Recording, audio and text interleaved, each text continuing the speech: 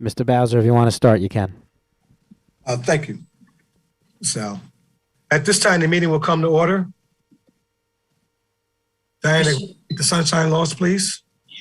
Pursuant to the Open Public Meetings Law, notice of this meeting stating the time and place was satisfied by the filing of an annual notice with a local source in the Star Ledger, newspapers of general circulation within the Township of Union, on the bulletin board of the Township of Union Municipal Building, and noticed on the Township of Union website. Thank you, Diana. Good evening and welcome to the Township of Union's Virtual Planning Board meeting of January 27, 2022. Can I have a roll call, please? Ms. Frazier? Here. Ms. Johnston? Here. Lee? Here. Lewis? Ms. Perkins? Here. Reverend Starling? Here. Mayor Figueredo? Here. Lady Woman Delasport? Ms. Ricketts? Mr. Miller? Here. Chairman Bowser? Here. We have a quorum. At this time, can we swear in the township engineer?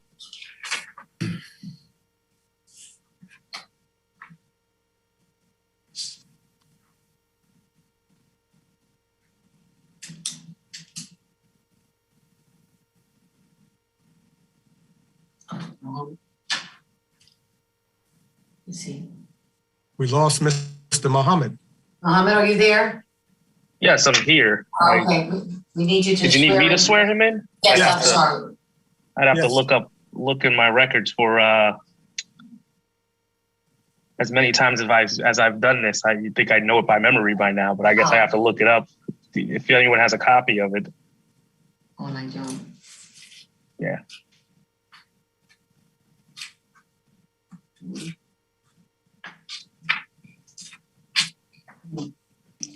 I've never had a copy, unfortunately. I think I have one right here. Yeah. Just give me a moment. So you might want to put your hand down for 1 second, though. I was gonna say.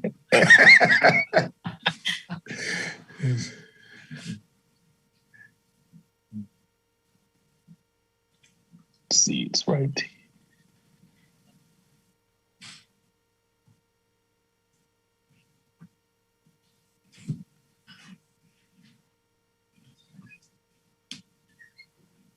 Okay, read it, repeat after me.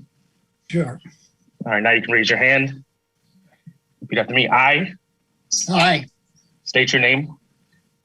Philip Hatterer, Do solemnly swear or affirm do solemnly swear or affirm that I will support the Constitution of the United States that I will support the Constitution of the United States and the state of New Jersey, and the state of New Jersey, and that I will bear true faith and allegiance to the same. That's not the swearing in. Yeah, that's. Oh, that's- Yeah, no, I'm we just sorry, I want. So Oh, you mean swear him in for? It's just to swear him in for the Testimony. testimony. yes, I was gonna do it for you, but I was just Remember, holding back. I'm sorry. I had the words, but I didn't want to do it either. I apologize, guys. That's okay. You're swearing just for testimony for today. So you just swear to give the truth, the whole truth, and nothing but the truth. I do. All right. Perfect. You got it. That's the easy one. That is the one I know off the top of my head. There you go. All right. It And was Mr. almost mayor there, Mohammed. And Mr. John, We- he will do that throughout the whole state of New Jersey. You've just affirmed that. He's the state engineer now. Yes. Okay, can I have a motion to approve the minutes of December 20th, 2021? I make a motion that we accept the minutes from December 20, 2021. Can I get a second? Second. Have a roll call vote? Ms. Frazier? Yes. Johnston? Yes. Lee? Yes. Perkins? Abstain, not present. Reverend Starling? Yes. Mayor Figueredo? Yes. Mr. Miller? Yes. Mr. Bowser? Yes. Thank you. At this time, we have two resolutions. The first resolution is application 2021-11, Union Township Development, which is Popeyes. Can I have a motion to approve this resolution? Yes, Mr. Chairman, I move the resolution for application 2021-11, Union Township Development, Popeyes. Can I get a second? Second. Can I have a roll call vote? Frazier, Yes. Johnson, Yes. Lee, Yes. Perkins, Abstain, not present. and Starling, Yes. Figurito, Yes. Mr. Miller, Yes. and Chairman Bowser. Yes. Thank you. Next, we have application 2021-14 Target Corporation. Can I have a motion to approve this resolution? Yes, Mr. Chairman, I move the resolution for the application. Can I get a second? Second. Have a roll call vote, please. Ms. Frazier, Yes. Ms. Johnson, Yes. Lee, Yes. Perkins, abstain, Present. Abstain. Reverend Starling, Yes. Mr. Figurito, Yes. Mr. Miller, Yes. Mr. Bowser, Chairman Bowser. Yes. Thank you. Next business, I'd just like to modify the agenda a bit. The representative for Chick-fil-A come forward. It's my understanding that we want to carry that application. Yes, Mr. Chairman, Stephen Hale, representing Chick-fil-A. We're hopeful that we'll be before the board next month. We are waiting on some additional comments from the landlord to the proposed modification of the drive-throughs. As you know, the key element of that site plan is a second drive-through to help the efficiency of the operation. All of the new Chick-fil-A's that are done have two drive-throughs. There's room to do that here in Union.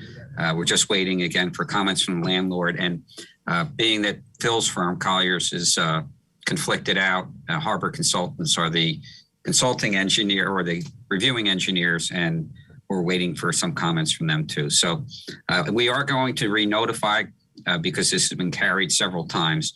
So again, fingers crossed we'll hear from the landlord shortly and from Harbor Consultants, and we'll submit revised plans for review.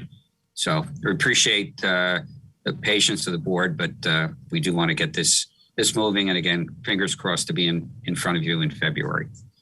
Thank you, Mr. Hill. This time, could I have a motion to carry Chick-fil-A with notice to the February 24th meeting? Can I have a motion? I'll make that motion to carry. Can I get a second? Second. Have a roll call vote?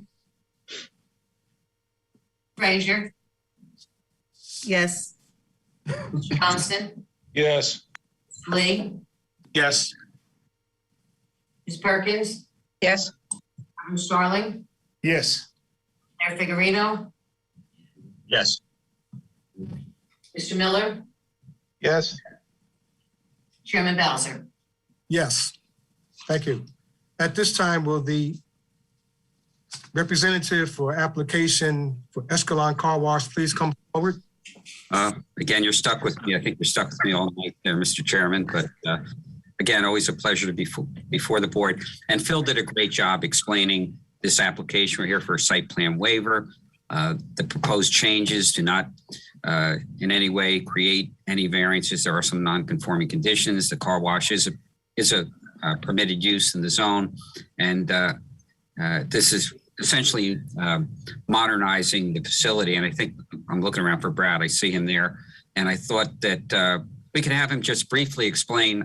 He actually educated me when I was wanting to know, what the purpose of this change was. And it's really more of a technology change and efficiency change. So perhaps, I guess, even though it's a site plan waiver, I guess, Mohammed, we should probably have him sworn in and just briefly explain to the board the nature of the changes to the site. Very good. All right, if you raise your right hand. Do you solemnly swear or affirm that the testimony that you will give before this board to be the truth under the penalty of the law? You're muted, Brad.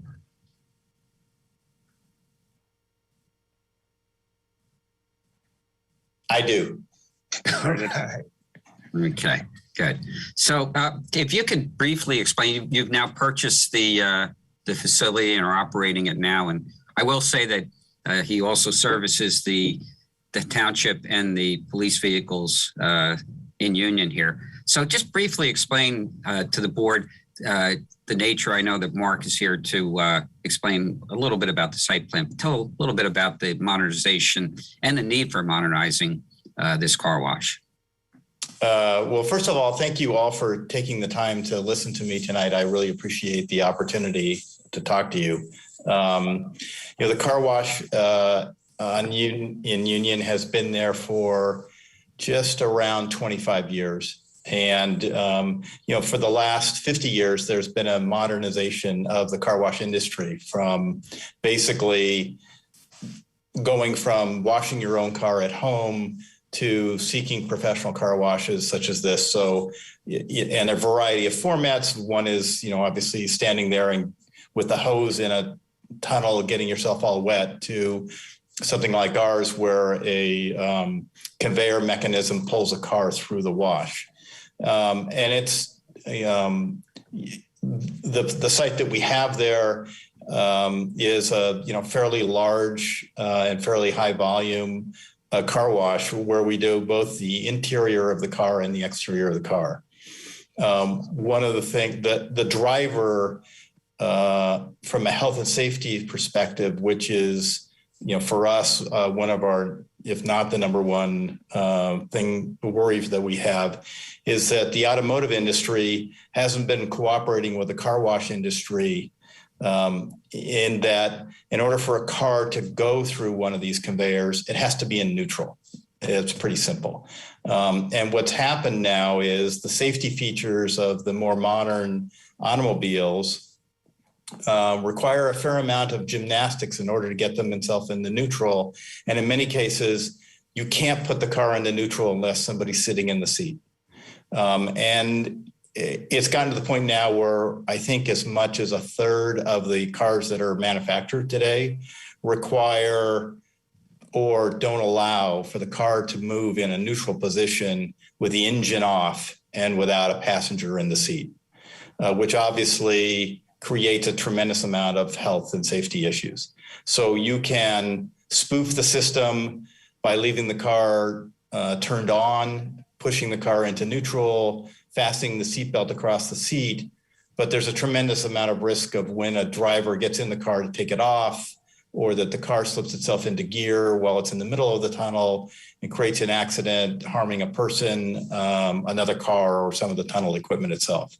So that's been a big driver of what's changed in the way car washes are built today. So the modern wash would look virtually identical to our tunnel today. All the equipment inside the tunnel is the same, except that the modern wash asks the customer to stay in the car and drive it on. So you end up with a loader, making sure that the customer's wheels line up with the conveyor system. And then the customer stays in the car. He puts his own car into neutral. And at the end of the car wash, a sign will, as we have today, goes from white to green, and that's a signal for the customer to drive off. It changes the customer's experience pretty considerably. One is speed. Today, if any of you guys have been to our car wash, it's pretty easy for it to take 15 or 20 minutes to get your car washed. You have to get out of the car, gather your belongings, walk through the customer waiting area, pay with a cashier, and then wait for your car to be finished. And in the what they call an express tunnel, which is what we're proposing to convert this to, you would drive up as you similarly do today, except that there would be two pay stations or kiosks, similar to what you see at a parking lot. And then you would swipe your credit card or put your cash in, pick the wash that you want, the gate would open, and then you would drive into the queue where somebody would load you and you would simply drive off. And so the experience is 2 or 3 minutes. A tremendous amount of our business is what we call membership business, roughly 40%. And for members, they have a sticker in their window as they already do today. And as they drive up to the kiosk, the gate will read their RFID that's in that sticker. The gate will open. We already know what kind of wash they want, and they'll drive through the wash and leave. The change to the site is twofold. One is installing the kiosks at the rear of the property where the cars already make a turn. And the second one is putting in several vacuums along the side of the building so that the customers can wash their vacuum the inside of their cars. And basically the proposal in the modern way of doing this today is that we don't charge anything for vacuums. Anybody that wants to use the vacuums can use them. They're not required to go through the wash. So it's a free vacuum service for them. And that's been the biggest driver of that. And, today there are very few full service washes made. And, this issue, this health and safety issue is really pushing us towards converting this into an express wash. We have another full service location, and we've now changed that so we do the vacuuming at the exit. And so the customer stays in the car in order to comply with this sort of issue. At this particular location, there's no room for vacuuming at the exit. And so the express model is much more the suitable model for the car. And then more recently, I think the recent events of the pandemic has sort of accelerated the customer preference for speed and convenience, a contactless solution, a much lower price point. You will be able to, we're now at $20 for a basic car wash because the cost of labor, equipment, chemicals, and the like have gone up so much recently. And we'll be at $10 for a car wash, and you'll be able to join one of our clubs for $20 a month. So for the same price of washing your car today once, you'll be able to wash your car as many times as you like throughout the month. And, that's obviously got to be much more attractive for the broader community. It's in the community's best interest to have their constituents professionally wash their cars. One of the issues you have, or a couple of the issues that I'd like to highlight on professional car washing versus doing it at home, is one, the use of water, which isn't usually a problem here in the Northeast, but we have had drought situations. But the second one is that when you're washing your car in your driveway, you're using household soap. The soap runs off into the storm drain, and from the storm drain, it's then running into either the rivers or the ocean.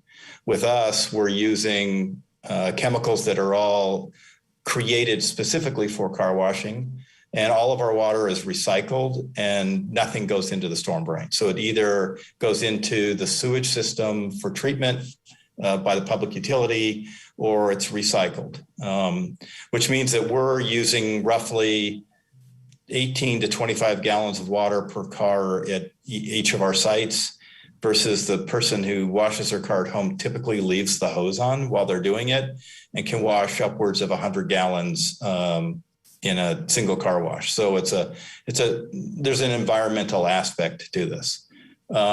Using kiosks instead of having to walk through the store, it creates a contactless experience, which again is, sort of where the world's going today. And you can see the drive-through restaurants versus the sit-down restaurants. So I think, those are the major points that I wanted to bring up, and, what's driving our request to try and move this from a full serve to an express exterior car wash. No, great. Thanks. Nice, right. Great explanation there. And again, obviously, the members of the board and professionals, he knows his car wash business. So I have no further preliminary questions. Any questions from the board? Any questions from the public?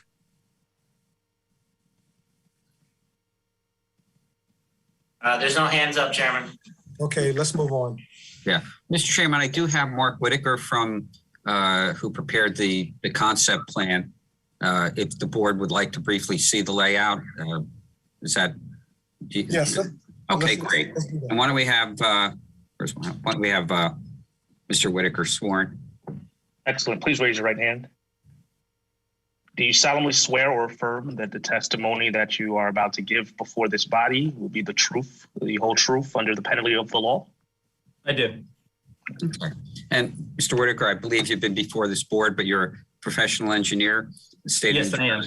Your licenses are in full force and effect, and you've been accepted as an expert professional engineering before the boards or courts of the state of New Jersey.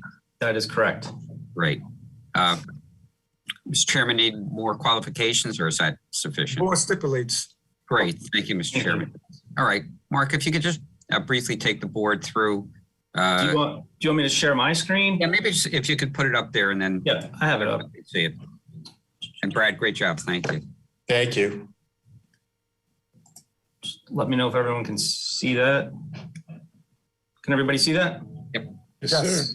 Okay. I'm not sure how much else I could describe after Phil, Steve, and Brad have already spoken. But essentially, from a site plan perspective, there's really not much changing on the site. The ingress and egress off Route 22 will stay exactly as is. There's no changes to the exterior footprint or the facade of the building. Essentially, customers will come off of Route 22 into the egress lane. They will see the 9 angled parking spaces for the vacuums, which will be on the left side of the building as you come in. They'll continue through that lane to 2 exterior pay stations or kiosks, which will allow them to pay to go through the car wash. So they'll make basically a hairpin turn at that point. And there's also a bypass lane, which will allow them to access the lube portion of the facility, or they can bypass the entire building and come back out to Route 22 and exit as they do today. We did put back currently there's 12 parking spaces on site. We built the 6 spaces in the back, a handicap space in the back, and striped out some existing concrete in the front of the facility for 5 additional parking spaces. So we have the exact same parking spaces as in current condition. As Phil indicated, we all have existing nonconformances on the site with respect to minimum lot area, minimum lot width. We have an existing side yard setback, existing nonconformance, an existing minimum rear yard setback conformance, and impervious coverage. We did add a landscape island in the front of the facility, right where you enter, and then it converts into the vacuum spaces. And we also created a landscape island along the turn for the pay stations into the car wash to make sure that we weren't not increasing impervious surface on the site.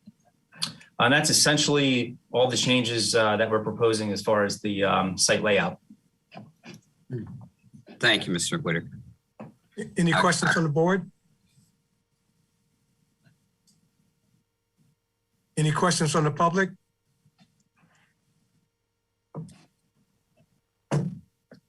Hands raised. You said there was a hand raised? No hands raised. Let's move on. All right, Mr. Chairman, we have no further witnesses for our presentation this evening, but certainly Brad and Mark are here if there's any further questions. But we certainly look forward to this improvement of the car wash here in Union. Thank you. Any comments? If not, I guess, Mr. Hale, that was your summary at that point? Yes. Yep. Thank you, Mr. Chairman. Can I have a motion to approve application 2022-02 Escalon Car Wash Venture? Yes, Mr. Chair. Right, go ahead. Is there a I make question? a motion that we approve application 2022-02 site plan waiver Escalon Car Wash Venture, Route 22, B3306L8. Can I have a second? I'll second that. Can I have a roll call vote? Ms. Frazier, Yes. Mr. Johnston, Yes. Mr. Lee, Yes. Perkins, Yes, Mr. Starling, Yes. Mayor Figurino, Yes. Miller, Yes. Chairman Bowser. Yes. Well, great. Thank you very much. Appreciate your time and attention this evening. And again, look forward to this renovation of the car wash. Excellent. Sounds like a great. Thank you, everyone, and we appreciate being able to serve the community. You Fantastic. said the vacuuming was free. It is. Did I hear that correctly? That's correct. And, we have been washing the township police and fire and township vehicles for several years without a price increase, I might add. Now we actually get to take the price down. Oh, okay. Very good. Thank you for that, Brad. No, it's Good. Next on the agenda, application 2021. You guys want to come over? Nine, Or you're watching it? Excellent. Burnell Court. I believe that's you, Mr. Hale. Is that- Yes, yeah, and Manny and Anthony are here from my client. Sorry, I was saying. So yeah, this is the application of Centurion Union 968 Burnell Court Urban Renewal, and this is an exciting redevelopment project for the township. Again, Mr. Hatter did a great job explaining the nature of this application. It's to and actually Manny's team purchased the senior center. Traffic engineer. Oh, I'm sorry. I need to let you know who's in. I got everybody. I don't see the traffic engineer. Craig Paraguay should be on. He's subbing for, well, he actually does a better job than Joe Steiger, but. Craig? Craig, okay, I see him. Mohammed, don't tell Steiger I said that. He'll get mad. Steve, I think I got all you guys in. Okay. All right. I see Nick. Okay. So I'm sorry.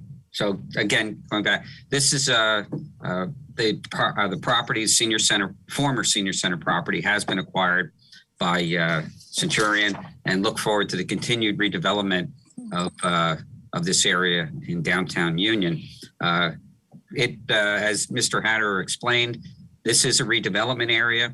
We worked with the township on the development of the redevelopment plan. Essentially, what's proposed is demolish the existing building and construct a 5-story multifamily residential project.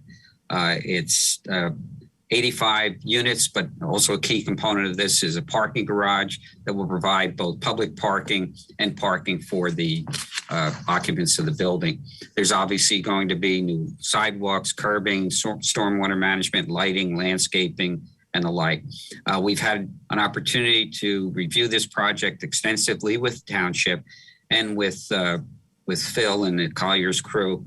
As he did mention, by the way, it essentially is conforming with the redevelopment plan.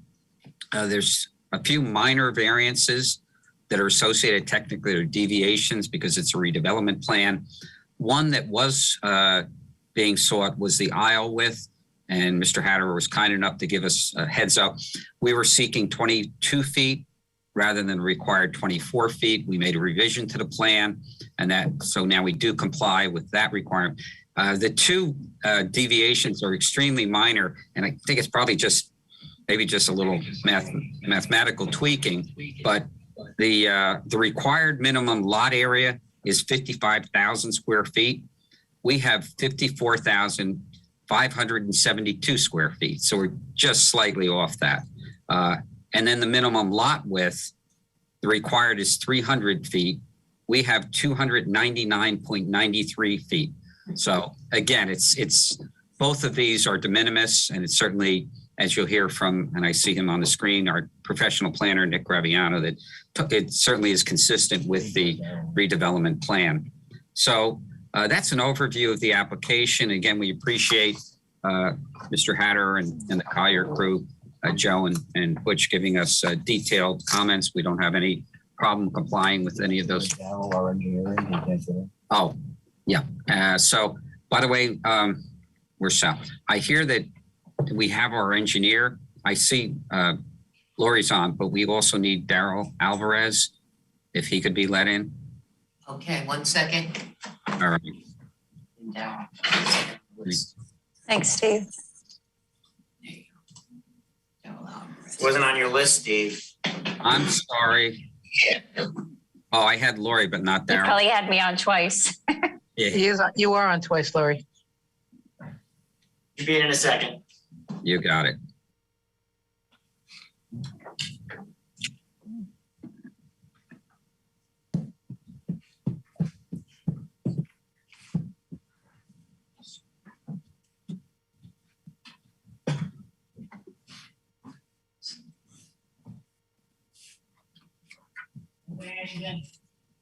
Okay.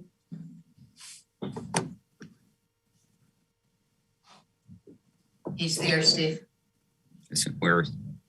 How was it? Hi. Oh, there he is. Okay. Hey, Darryl. Sorry for the late arrival or late invite.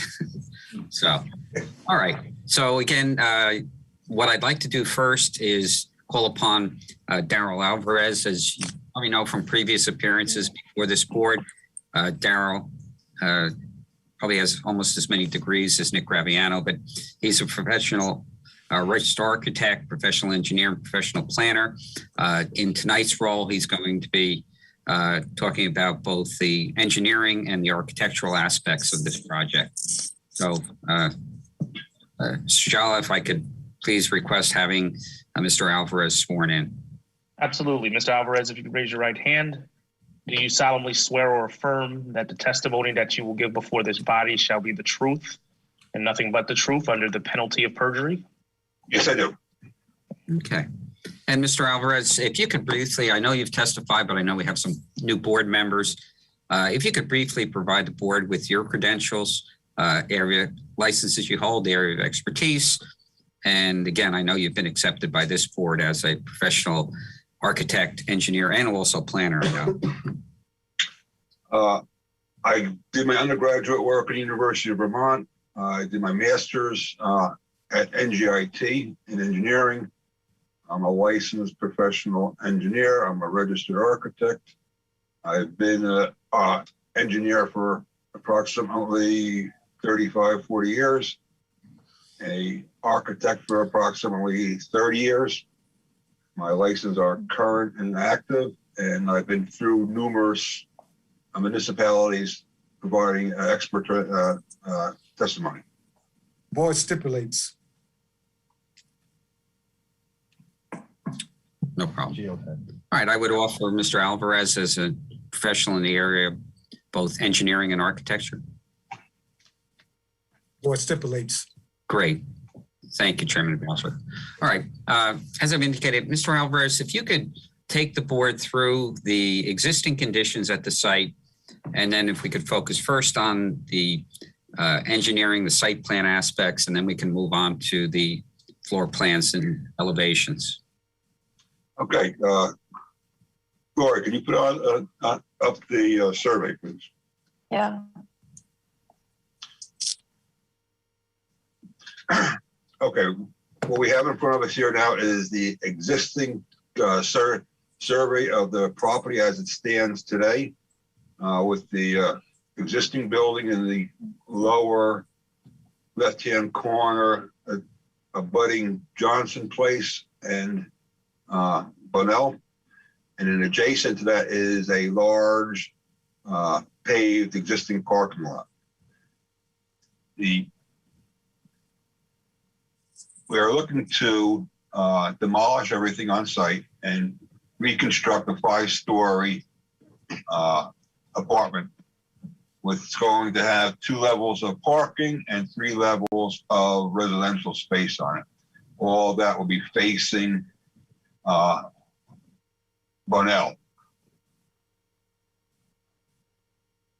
The existing site has some existing drainage. There are some existing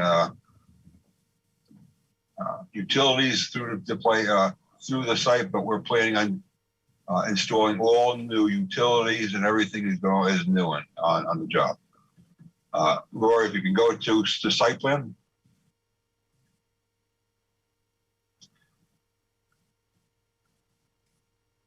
Okay. This is the ground floor site plan. What we have here is an L-shaped building, which goes all along the frontage of Bunnell Court, rather. And behind the building itself, we have, coming off of Johnson Place, a ramp that goes up to a second level of parking behind the apartment building. On Bunnell Street, you have another entrance on Bunnell Street on the upper right-hand corner that allows you to go into the under the building and into a level of parking. From that location there, you can circulate all around the parking, come back down underneath the building again, and discharge on Johnson Place. There's a total of 107 parking spaces. 105 parking spaces on the ground floor.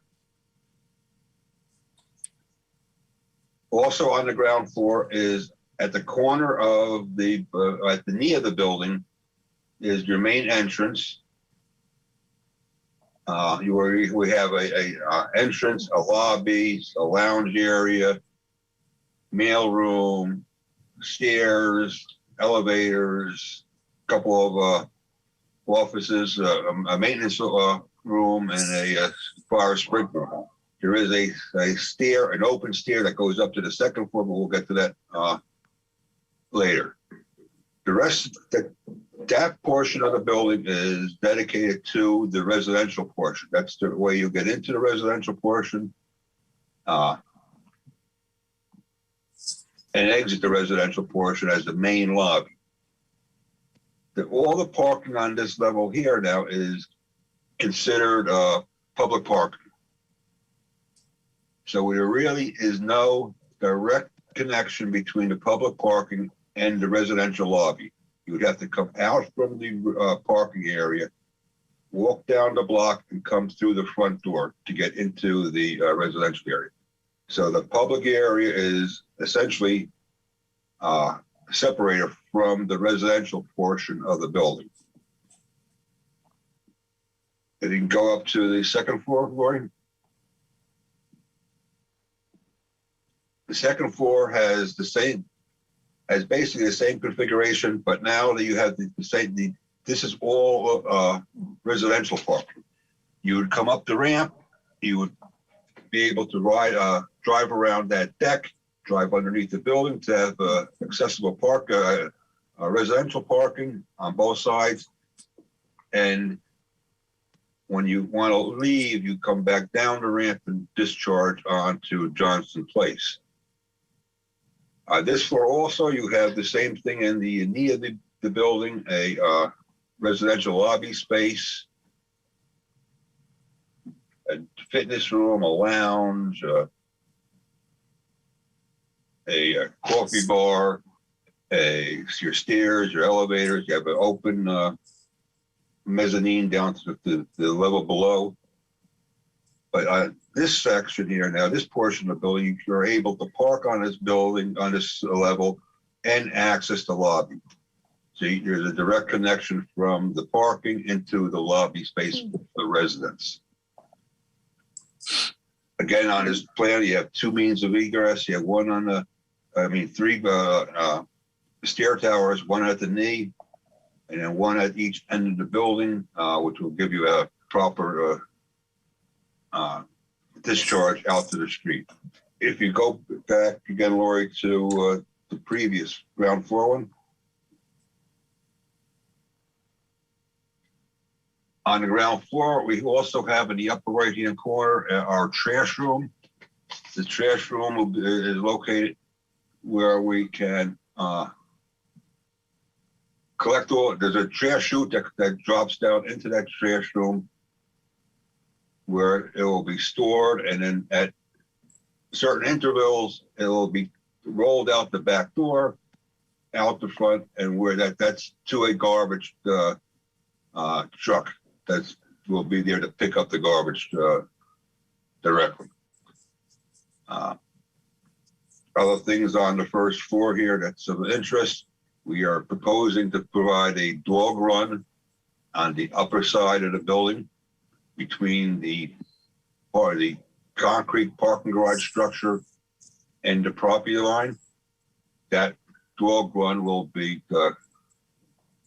fenced in. There's a 4-foot high picket fence on the parking garage side, and all along the property line, we're proposing to have a 6-foot high board-on-board fence for privacy. The entire, excuse me, the entire deck and inside the deck and around the property will all be properly lighted to the required lighting levels.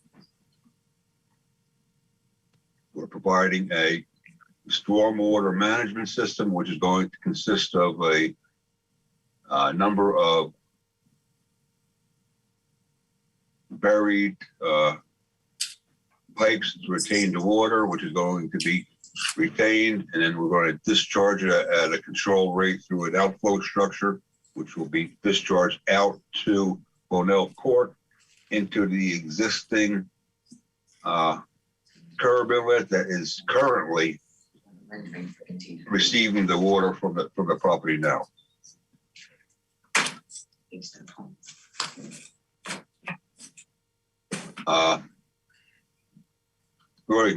go to the third and fourth floor. The third and fourth floor each has 22 one-bedrooms and 7 two-bedroom apartments per floor. Again, the main lobby is is at the knee, and then you have hallways going down each side, which provides access to all the apartments. On the upper on the upper corner of the building, you have your trash room adjacent to the stair tower. You have all the apartments, the one-bedroom apartments contain your living room, dining area, kitchen, bedroom, walk-in closet.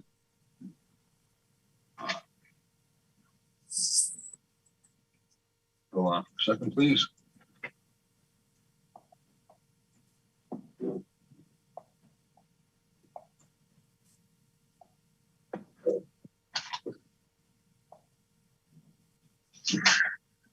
Walk-in closet, bathroom, washer and dryer area, and with the 2 bedrooms, you have an additional bedroom, which is being called a master bedroom because it's larger than the other bedroom. You have a walk-in closet for that and a second bathroom. The 5th floor has a slight change to it. In the corner or the knee of the building, we're proposing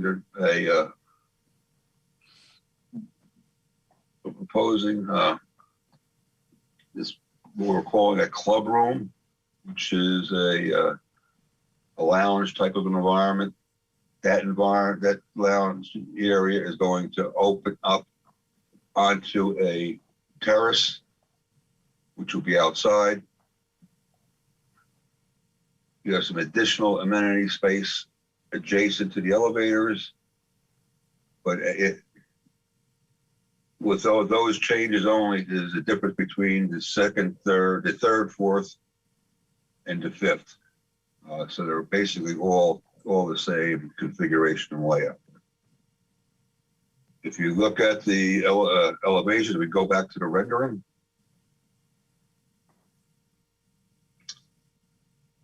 The rendering is a very handsome building, very very fitting for that area with the adjacent buildings to it. What happens is the first 2 floors, which are the parking level, has decorative metal grills. It's going to have a granite base to it. It's going to be constructed out of a cast stone type of veneer up to the 2nd floor. So it takes those 2 stories and it gives you an appearance of it as being a tall one-story structure. But in essence, it's 2 levels of parking behind those screens and behind those grills. The rest of the building has a combination of different materials. You have hardy board siding with a batten type of detail to it. You have conventional brick on it. In some areas, you have vinyl windows. You have the grills below the windows that represent the heating system, PTEC system. You have a decorative metal parapet on top of the roof. You have some areas where you have extended bay windows, box bay windows to break up the facades. To break up the facade. Excuse me. And again, you have the rendering shows the entrance at the knee of the building, which is your main entrance, your main public entrance.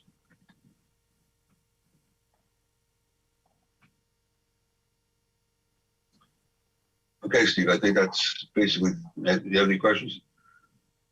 Any questions from the board? Yes, I have one. Yeah, I just want to get, I'm sorry.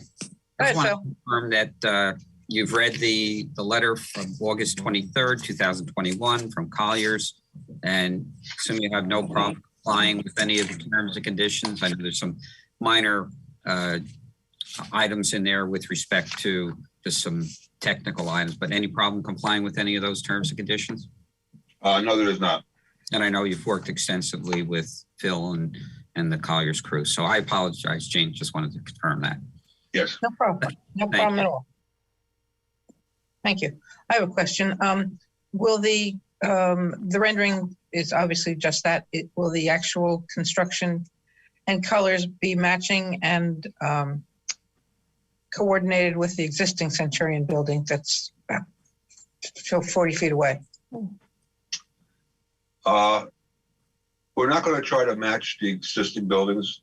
We want to have some diversity there, some character between the 2 buildings. We are going to try to replicate this color scheme. So there is some diversity between the 2 buildings. See? And will they be known as Centurion as well? Will this be known as Centurion as well? I see it on the rendering, so I don't know. I believe so. Uh-huh. Yeah, Mr. Fernandez has confirmed that. Confirm what, Steve? Sorry. That it will be Centurion. Okay. I'm sorry. Thanks. Okay. I have several questions. So the 105 parking spaces, is that for the residents as well as the public parking? No, what we have here is we have 2 theories. We have one that has 105 parking spaces and the other one has, let me see where I put it, 107 parking spaces. Okay, which one is for the public and which one is for the residents? First floor is for the public and the 2nd floor is for the residents. I believe, and what that does is we have 85 units in the building. And we require to have 1 parking space per unit. So we need 85 parking spaces for this project. which gives us another 22 extra parking spaces. In the original parking lot, the existing parking lot, through the shared parking agreement, the buildings across the street, I believe, were occupying 22 spaces. So now those spaces that we had been using are now going to be included into the residential portion of the building. So now and then on top of that, we're giving the town back 105 spaces for their public parking. Okay, the public parking, will there be meters? We are looking into that. It's going to be some type of paid parking there, whether it's meters or a card system or whatever. We are looking into what will be the best functioning system to use there to provide both security and manage the property accordingly. Right now, we haven't come up with that final decision, but we are looking into that. So the answer is yes. And also for the residential parking, will there be some kind of kiosk system so that the public does not go into the residential parking spaces? Absolutely. It'll be a bob or whatever you want to call it, that they'll sense you and open up the gate and let the residents through. It won't be open and accessible to the public. And my final question, has there been a traffic study done? Yes, there is. I think Mr. Steiger is there. Yeah, yes, thank you, Mr. Frazier. Yeah, our next witness is there was a traffic study done, submitted and reviewed by Colliers, and our next witness up will address that. Okay, thank you. No, thank you. Any further questions from the board? Yes, Mr. Chairman, I had a few questions. And to follow up to some of the questions about parking and the access to parking.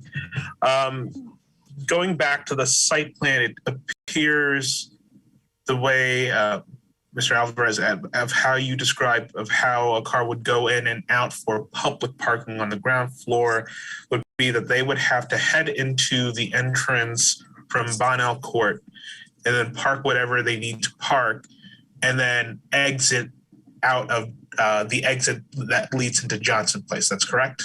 That is correct, yes. Okay.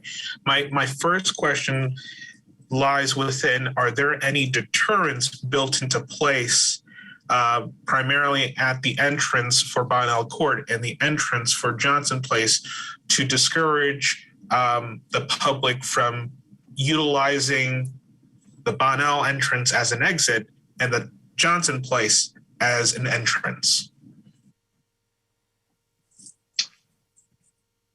At the entrance on Bonnell, you're going to have some type of a traffic or traffic control place, to whether it's an arm or a guardhouse or an arm, whatever it is. So there physically will not be a way for them to go out of there, because they would not be able to activate the arm to let them go out that direction. Got it. Okay. So, but they on the other side where Johnson Street is, they're going to be coming down the length of the building. You're going to make a slight right, and then you're going to make another left to go out of the Johnson. Right. And so once they hit that stop area, as you're saying with the Bonnell Court entrance, there'll be an arm in which I guess it will censor the car that's trying to exit onto Johnson Place, and the arm will raise and they'll be able to leave. That's correct. Okay. And my next question, I did see some nice dog run areas in the back with the yard. For the tenants or for the residents that would be able to use that reside in the building, would they have to traverse through the parking garage to access it, or is there an entryway that's convenient for them to be able to access it? Right now, there are only two ways of accessing that One will be to come down through the public parking area or come down the stairs and go around it and behind the parking area where you can access the dog run. Got it. So they wouldn't have to go through any traffic to get into the dog run area, basically. They have the option of going around the back, yes. Okay. And then my other question is regards to, I guess, the height of the parking garage and whether emergency vehicles have the ability to access the ground floor parking in particular. I believe we have a 14-foot headroom on those, on this building. You will be able to get in ambulances and vehicles of that size. You will not get a full-size fire truck in there. And most of the places don't allow that anyway. But you will be able to get a full-sized ambulance in there for emergencies. Okay. And then just one more follow-up question, and this is pretty quick. For the ground floor parking, I assume that the surface, the elevation is just consistent with basically the surrounding ground area. There's not a divot, there's not a decline into the floor, the ground parking area. Is that correct? The parking is, Lori, is it possible to get the site plan up? Sure. The grading plan. Yeah. The parking area is essentially graded flat. Okay. Okay. But what that does do is when you get out to some of the areas, right now it's basically all at an elevation of 125 throughout the entire thing. So when you drive in here, it's virtually a flat floor. What does happen though, as you go down to Bonnell, you look at the what the edges are, you'll see it right next to the nade. There's a ramp. Yep. Here. Right there, and there's another one on the other side. So there is a difference in elevation between the sidewalk and the parking level all around the building. So, and you're not looking at a major difference. You're 1 or 2 feet. In some areas you're high a little bit. In some areas you're depressed a little bit. But there is the slight deviation in elevation from the street elevation, sidewalk elevation, to our flat parking area. And what I'm seeing is that on Bonnell Court, it's like 122, 123 I'm seeing on the bottom. And then as you go into the garage, it's 125 for the ground level, somewhere around that range, right? Yeah, right. Okay. All right. Thank you. Excuse me, I have one more question. My apologies. Will there be plenty of or sufficient signage to notify the public that there is parking available there? Will there be signage on Morris Avenue, Stuyvesant Avenue to let everyone know that the parking spaces are there and are available? I can't answer that right away. I think this is something that the owner is going to have to coordinate with the township and see how they would like to present that. There should be some type of signage to make people aware of it, but how and where it's being placed, that will have to be an agreement between the township and the owner.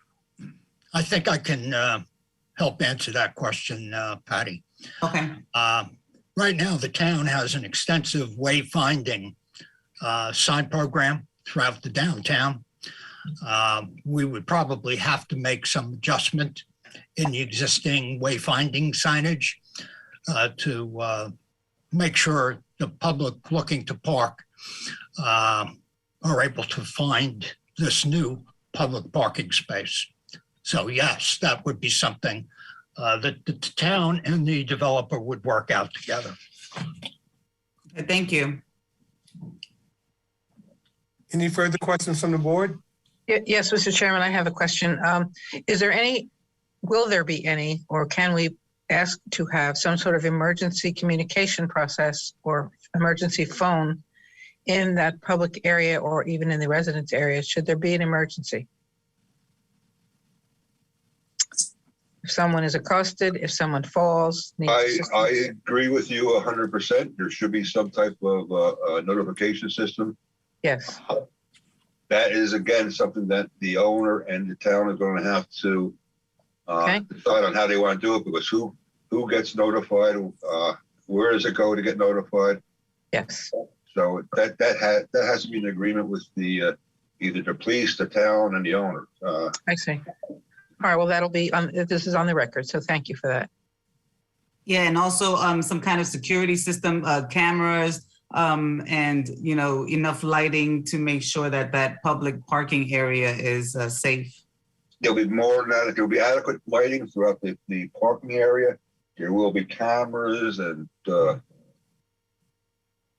buzzing devices. There'll be a separate security system for the residentials and the residential living. There'll be cameras throughout the parking area to maintain the security there. Again, that's going to have to be something that's also going to have to be worked out with the township to see who's going to be monitoring these systems and what exactly they want.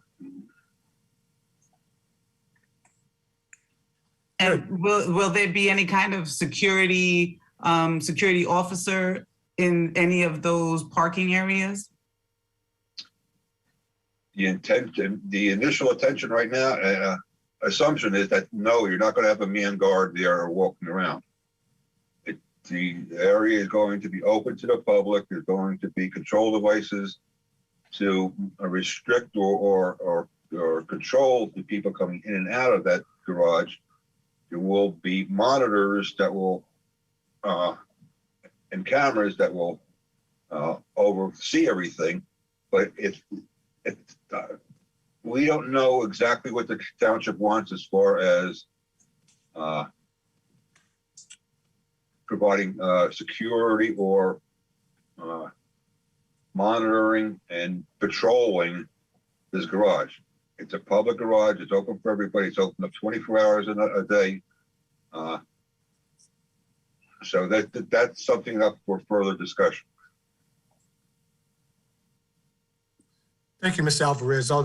Is there further questions from the board? Are there questions from the public? Yes, Chair, there's a few. Which one do you want to go first with? Was that Shannon? This first one here. What's the name? Sharon Chen. Sharon Chen. We have a Sharon Chen. I'm going to allow you to speak. There you go. Say ask your question. Yeah, this is Mr. Wang, same owner of 2036 Morris Avenue. I was considering you parallel to the Morris Avenue, the side, the base, how far from my fence? I had a backyard fence, right? I had a parking lot. So how was the distance between that two property? I'm sorry, but I didn't understand what you were asking. Could you please repeat that? Oh, okay. Now your building had one side had parallel to the Morris Avenue, right? So it's next to my property fence. I just wondering how far it is, because I'm considering it's a 5-floor building. It might stop the light, the lights of. No, one is the house, and there's a parking lot. I had the parking lot, right? You had the parking lot, yes. Yeah. So well, the building itself, the 5-story portion of the building is only along Bonnell Street. Bonnell, and it wraps around that knee. Okay. Directly behind the property, which is abutting up against your property, is a 2-story parking garage.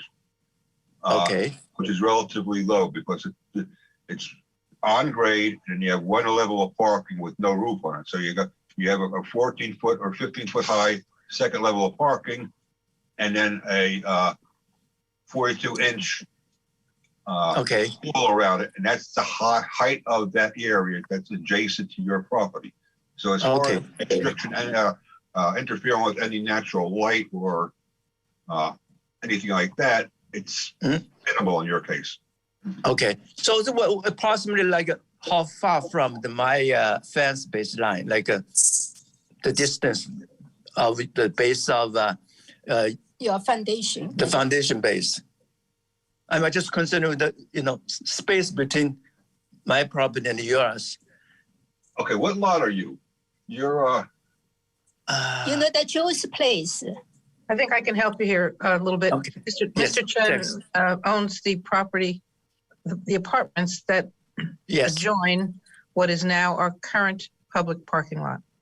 Right. Yes, and that would be where there are a few small stores, including Joe's Place, a Dominican hair salon, and others. Yeah, that's correct. That's lot 8, 9, and 11. Okay. Is parallel with Morris Avenue.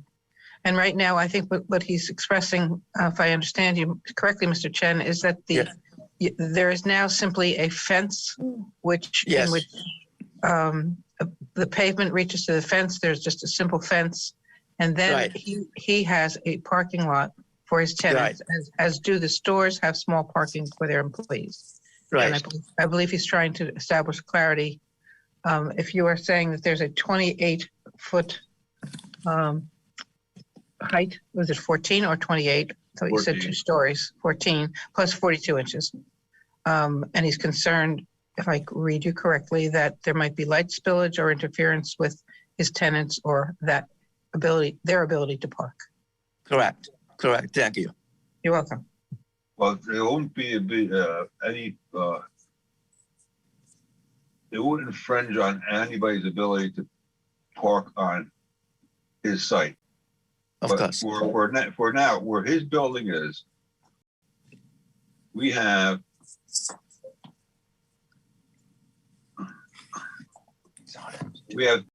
from the parking garage to the property line where the fence is 10 feet that's where the dog run is. That's where there's going to be landscaping, etc. Then we have his fence.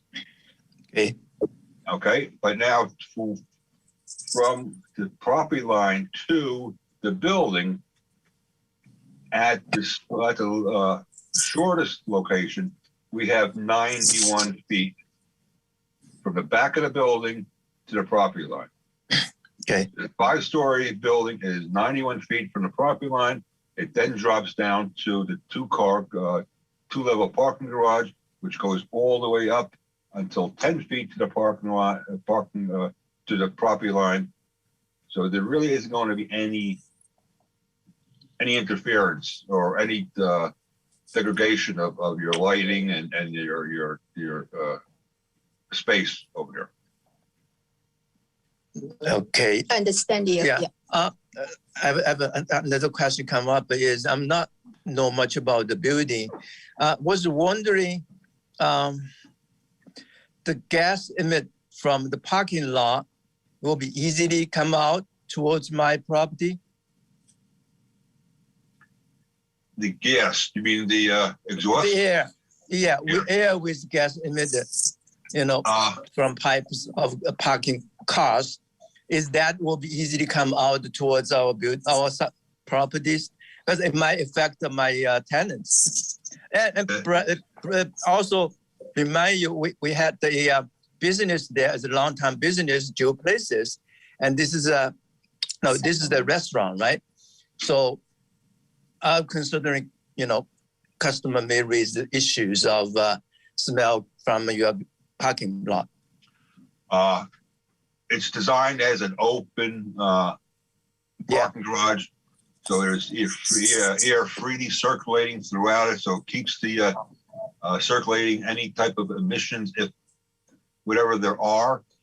It was being used as a parking lot previously, so I would say it's not going to be any worse than it is now. Well, it will be double, right? Because you had the two levels, and it's high. And also you're on the northwest of my property. So most of the time wind might blow towards my building. So this is my concerns. Eventually, I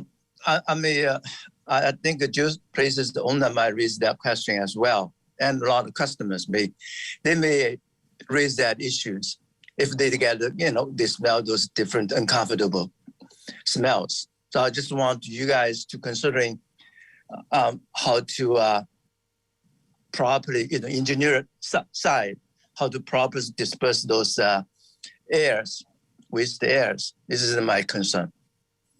Emission. Yeah, emission gas. I do not feel that there's any concern for that right now. I don't see it becoming a problem. It's typically like every other parking garage there is. The parking garage doesn't, this type of parking garage doesn't condense it or make it any worse than it normally is. So I understand what your concerns are, but I do not feel that you're going to have those problems. Can I make a suggestion? This is Patty Frazier. My apologies. Can there be just front in parking, no rear parking, so you don't have the fumes coming out building to their building, to their property? We can suggest that, yes. The client says no problem with that. Yeah. Okay. Thanks. So we'll see. Yeah, we'll see. Thanks. Are we talking about front-end parking only? They have to pull into the space front end first. That's the applicant has no problem with that. Right. Any further questions from the public? Yes, we have an Edith Gonzalez. You can go ahead. You can talk. Yes, I'm here with my wife. My name is Aramis Fernandez. My wife is Edith Gonzalez. I have other questions. I am in lot number 4, which is northwest of the site. Is the site? Yeah, it's right next to the. Yep, that's my lot. Yeah. Yes. I have various concerns.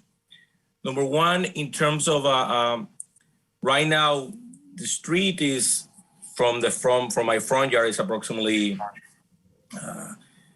30 feet probably. Now I'm gonna have an access to the public there right next to my kitchen, basically 15 feet away, and that's going to be a lot of heavy traffic. So this is something new that we would have to experience, basically having a driveway with heavy traffic from the public and residents there. Is there any type of mitigation in terms of noise pollution, noise control for that? There's also another, you mentioned that there's going to be a barrier, a gate there in that area also. And that has a motor, and it's going to be, again, 15 feet or less from the window of my kitchen. So how is that going to be handled? The noise, is there a noise barrier? How is that from the window of my kitchen, specifically there, which is going to be, that's the first question. I have a question, but that's one of the questions. Okay, to address that question, we're proposing a perimeter fence all around the property, 6 foot high. And then we're also going to be landscaping that side of the property that's adjacent to your property, which should mitigate some of the sound, or if not most of it. But the main thing that we're putting in here is that 6 foot high fence all around the property. Okay. There's also going. There's where is the gate specifically? Is it towards the north or towards or closer to the building? That the motor of the gate specifically. What is it? It's being proposed. It will be either on the center island or on the island towards the building. Okay.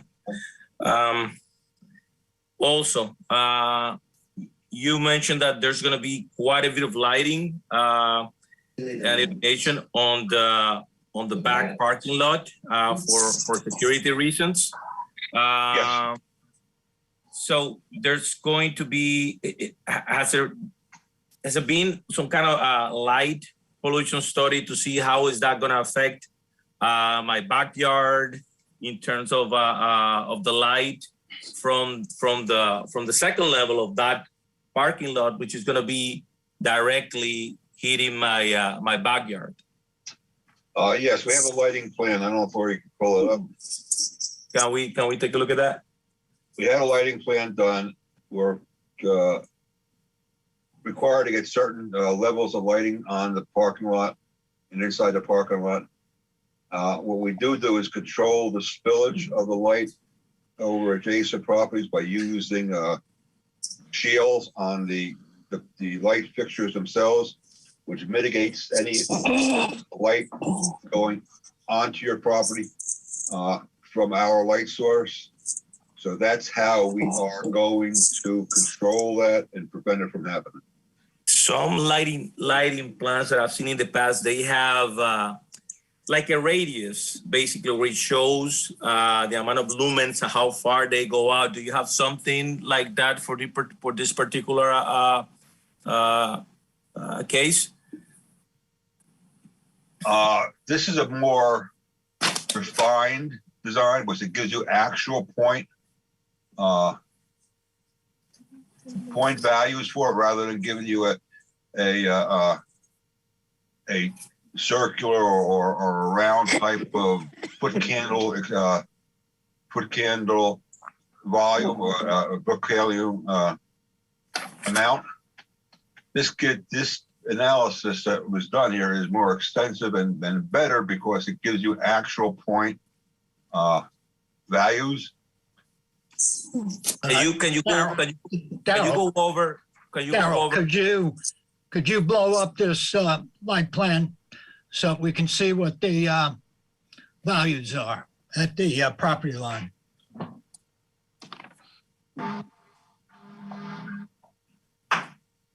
Okay, on the property line there, you can see it's 0.2, 0.4.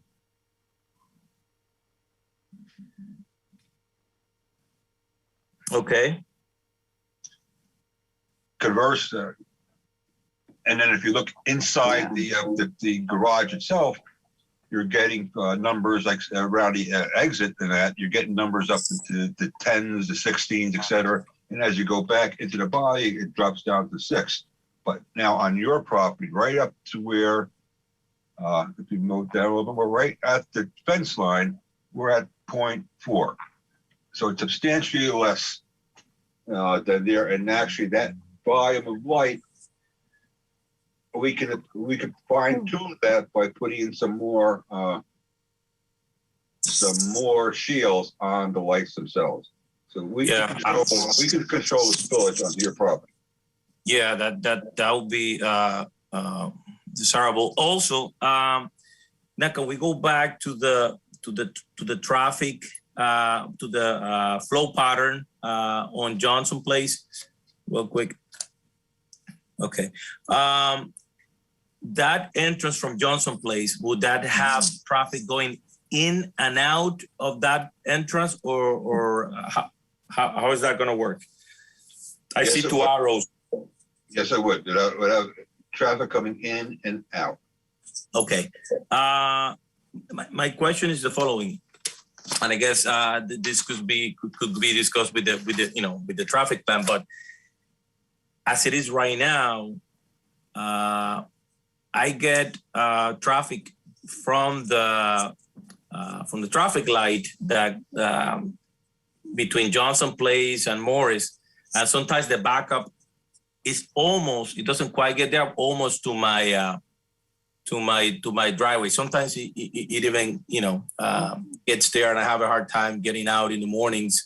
And now this is going to have how many parking spaces you said? For the public, the For the 105. And for total, how much would it be for total? Total is 212. And that exit, would that exit be also exit for the residents and the public for both or just for the public? That's going to be an exit for the public and the residents. And an entrance for the For the residents. Okay, that's gonna be, I anticipate quite an increase there on that. Like I said, that the backup sometimes it gets almost to the driveway of my house. Sometimes it gets there. That I anticipate that it's going to be pretty permanent now, as opposed to occasionally, not only during rush hours, based on the amount of traffic that goes through that light, and it's going to be going in and out towards Morris. So that's the concern. Let me just go back to the lighting plan, please, if I may.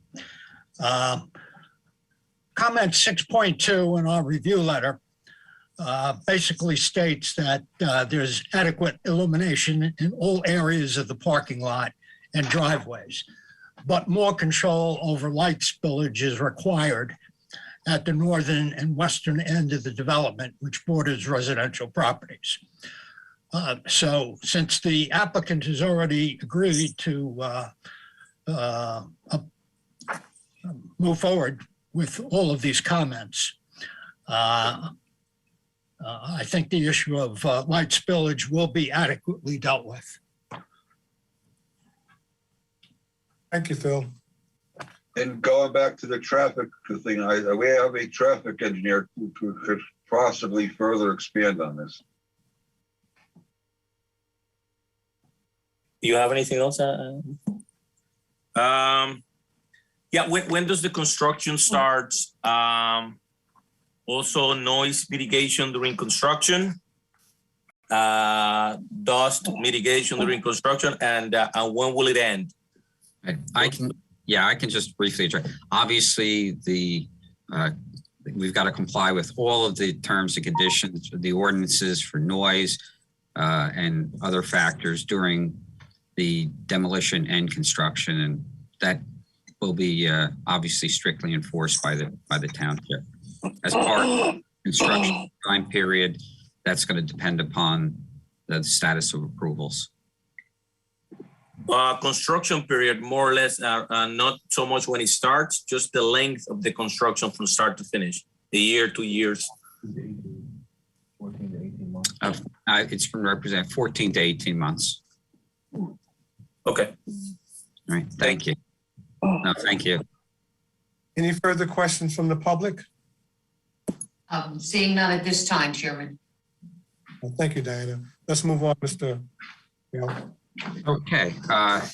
Thank you. And thank you, Mr. Alvarez. I'd now like to call upon our traffic engineer, Mr. Craig Paraguay. And I Can guess you raise your hand? Do you solemnly swear or affirm that the testimony you're about to give at this meeting shall be the truth and nothing but the truth under the penalty of the law? Yes, I do. And Mr. Paraguay, I know, by the way, do you want the screen share down, I guess, for now, or do you want the site plan up? What's your? That's all right. We can leave it down for now. Everybody's been looking at it. Okay, great. And Mr. Paraguay, I know you've testified before this board and the zoning board in Union Township, but if you could briefly provide the board with your credentials, confirm your status as a professional engineer, and in particular in the area of traffic. Sure. I have a bachelor's degree in civil engineering from Virginia Tech. I'm a licensed professional engineer in New Jersey.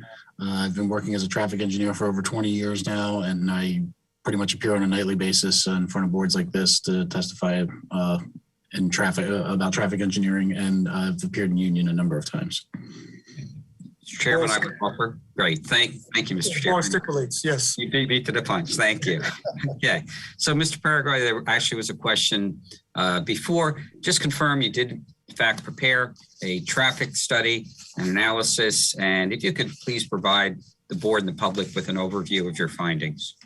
Sure. And we did prepare a traffic impact study for this project.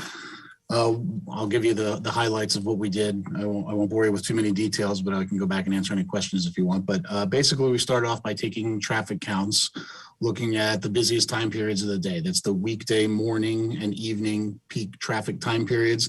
So 7 to 9 in the morning, 4:30 to 6:30 in the evening. And then we isolate the busiest hour with a single hour within those two-hour windows and arrive at the weekday morning and weekday evening peak hours. So essentially, that's the worst case scenario. That's when traffic is going to have its least capacity and when we focus on. Now, obviously, the pandemic has depressed traffic volume somewhat, but we're fortunate that we had done the traffic impact study for the project across the street, for the building across the street. So we did have historical pre-pandemic traffic count data, and we were able to use that to adjust our counts and make sure we got to a state of normal, or what you call typical or normal traffic volumes that we would see had we not been going through all this stuff that we're going through now. So we did make that adjustment to get to normal traffic volumes. And then what we want to do is sort of look into the future of what traffic would be like when this building is completed. So we did a couple things. We added the New Jersey DOT's growth rate for this area onto those adjusted traffic volumes.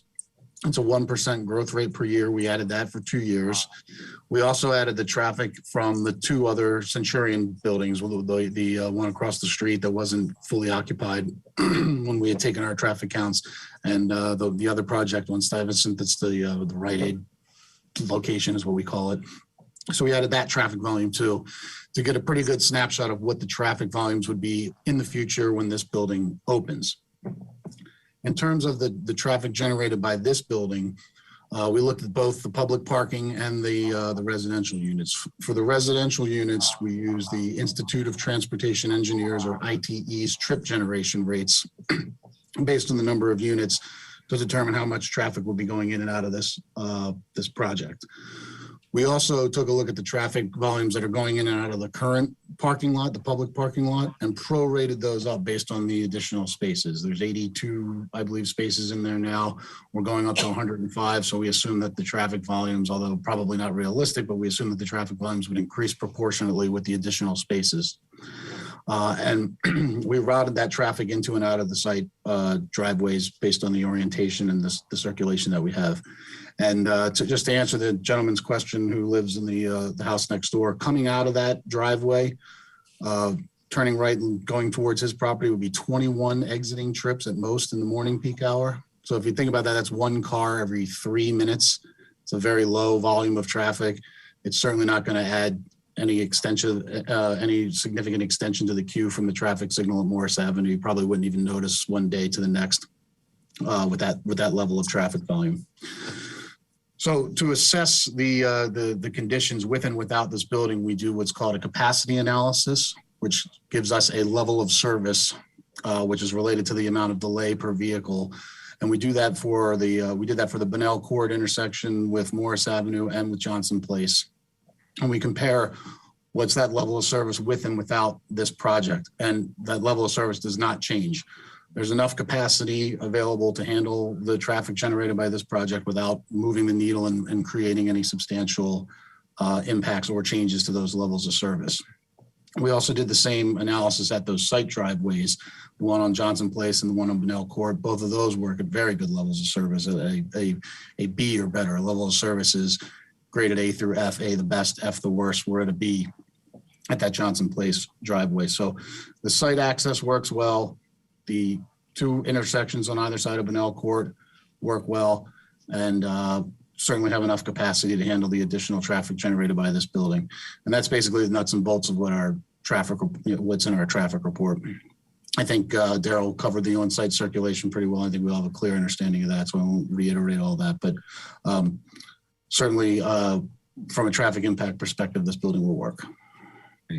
Thank you, Mr. Paraguay. I will note that the redevelopment plan required the traffic study, and we did submit it sufficient time for Mr. Hatter and Colliers to review it. So I have no further direct questions of Mr. Paraguay at this time. Are there questions from the board? Yes, I have one question. Well, this might be more for the town, I'm not sure. But Bonnell Court, I'm trying to visualize it. When you go towards Morris Avenue, there, right in front of Joe's, there is no light there. I'm assuming with the additional traffic, would it be wise to install a light there because, you know, people trying to make that left out of Bonnell onto Morris Avenue is going to be extremely hectic and I think very chaotic and dangerous with the additional traffic. And you're right. That's the toughest movement is the left from Bonnell Court onto Morris Avenue, and that's sort of the way. That's sort of one of the reasons we designed the garage the way it is, where you put all that traffic out to Johnson Place, so they will use that traffic signal. So the only way you could wind up back on Bonnell Court towards Morris Avenue is if you made a left out and then turned back onto Bonnell Court, and then it just takes you to the same place you could have if you made the easier right turn movement and then went to the traffic signal. So that's one of the reasons why we didn't have the outbound traffic coming to Bonnell Court, because we don't want to add any more volume to that movement, and we don't based on this design. Okay, thank you. Any further questions from the board? Questions from the public? Yes. Yes. From Mr. Gonzalez again? Yes, you can, Mr. Gonzalez, you can go ahead. I left you in the system, so you can talk. Yes, another question. That traffic study, one car every 2 minutes, would that be like the average daily extra cars? No, that's the worst case. That's when this building is going to be generating its busiest traffic and the street in front of you is going to be at its busiest. At all other times of day, you're going to see less traffic on the street because it's the middle of the day, and you also see less traffic coming out of a residential building. So what we look at is that absolute worst case scenario. Okay. What you got to keep in mind is it's a residential building. It's not an office. It's not an event. It's not like everybody dumps out at once. It's, you know, people over a longer period of time leave to go to work or whatever. It's not a parking garage like you would see in an office building where at 5 o'clock the whistle blows and everybody leaves. So it's much more spread out. Thank you. Any further questions from the public? Seeing none. Thank you. Mr. Hill, any more testimony? Yes, our final witness is our professional planner, Mr. Nicholas Graviano, and I see Nick on the screen. Hello, Nicholas. This is Mohammed. Hello, Mohammed. Thank you. Always good to see you. Do you swear that the testimony that you will give today to be the truth, the whole truth, and nothing but the truth under the penalty of the law? I do. And Mr. Graviano, I know you've testified on numerous occasions before this board, but again, if you can please confirm your credentials and licenses area of expertise. Yes, my name is Nicholas Graviano. I'm a planner and partner with Graviano and Gillis, Architects and Planners, business address of 101 Crawford's Corner Road in Holmdel, New Jersey. Licensed professional planner in the state of New Jersey, hold the IACP certification. I've been qualified by this board on dozens of occasions. I would offer Mr. Graviano as a professional planner. Board stipulates. Great, thank you, Mr. Chairman. All right, Mr. Graviano, obviously this is a permitted use compliant with the two minor exceptions that we've noted to the redevelopment plan. If you could please provide your planning testimony to the board in support of this project. Certainly. The applicant is before the board this evening requesting preliminary and final major site plan approval for a specific piece of property located at block 2902, lot 7, otherwise a street address of 968 Bonnell Court. This property is located in the Stuyvesant Avenue redevelopment area. The regulations for this property are governed by the First Amendment to the redevelopment plan for Stuyvesant Avenue, which was adopted by ordinance in July of 2021 by the Township Committee. You heard the previous professionals go through the parameters of the project. It is certainly advancing the plan goals of the Stuyvesant Avenue redevelopment area, specifically serving a variety of community needs and sparking revitalization by encouraging new development along a stretch of Stuyvesant Avenue. You've seen the plans prepared by Comito Associates. It's certainly an impeccably designed building befitting of the redevelopment area with high quality materials, high quality design. You see the curvature in the building. It's a very attractive building. It also promotes the multi-story residential design that the Stuyvesant Avenue redevelopment plan seeks. And it certainly removes the impact of surface parking and underuse and underutilizations of land in an ideal location for more intensive development, which you seek in your downtown areas. As you heard in Mr. Hale's intro, there are two very minor deviations from the bulk standards in the redevelopment plan requested by the applicant this evening. The first being that the minimum lot size required is 55,000 square feet, whereas the surveyed property measures 54,572 square feet. Certainly a very minimal deviation from the redevelopment plan. That's only 428 square feet. Additionally, in the bulk standards in the redevelopment zone, the minimum lot width required is 300 feet. Whereas the lot width, as determined by the survey, measures 299.93 feet. Certainly, both of those deviations, when analyzed with respect to the municipal land use law, can certainly be granted under the C1 criteria, whereas the specific shape and unusual shape of the specific piece of property, the strict application of the township's redevelopment plan standards would create an undue hardship upon the developer. I also believe that it could be granted under the C2 criteria, whereas hardship need not be demonstrated. What must be demonstrated that relates to a specific piece of property and advances purposes of zoning in the municipal land use law. This proposal certainly advances purpose A, to encourage the municipal action to guide the appropriate use of lands in a manner which will promote the public health, safety, morals, and general welfare. This is a redevelopment area. You have an applicant that's substantially adhering to the plans and specifications of that plan, just requesting two minor deviations. The township declared this in need of in redevelopment to develop it in a manner which will promote the public health, safety, morals, and general welfare, and the applicant is certainly doing so. Additionally, this is before the planning board. There's no density variances requested, so it certainly promotes purpose E, to promote the establishment of appropriate population densities, which will contribute to the well-beings of persons, neighborhoods. Additionally, it helps provide purpose G, sufficient space and appropriate location for a variety of residential uses to meet the needs of New Jersey citizens. And then lastly, it certainly helps promote a desirable visual environment through creative development techniques and good civic design and arrangement. The two minor deviations certainly could be granted without substantial impairment to the redevelopment plan and the master plan of the Township of Union.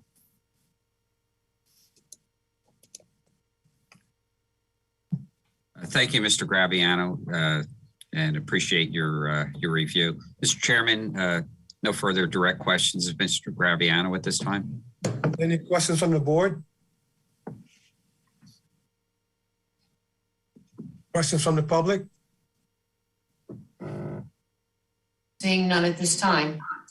Mr. Hale, do you have further testimony at this time? We have no further witnesses, Mr. Chairman, and board members. Obviously, all of the witnesses that have testified this evening are available if there's further questions.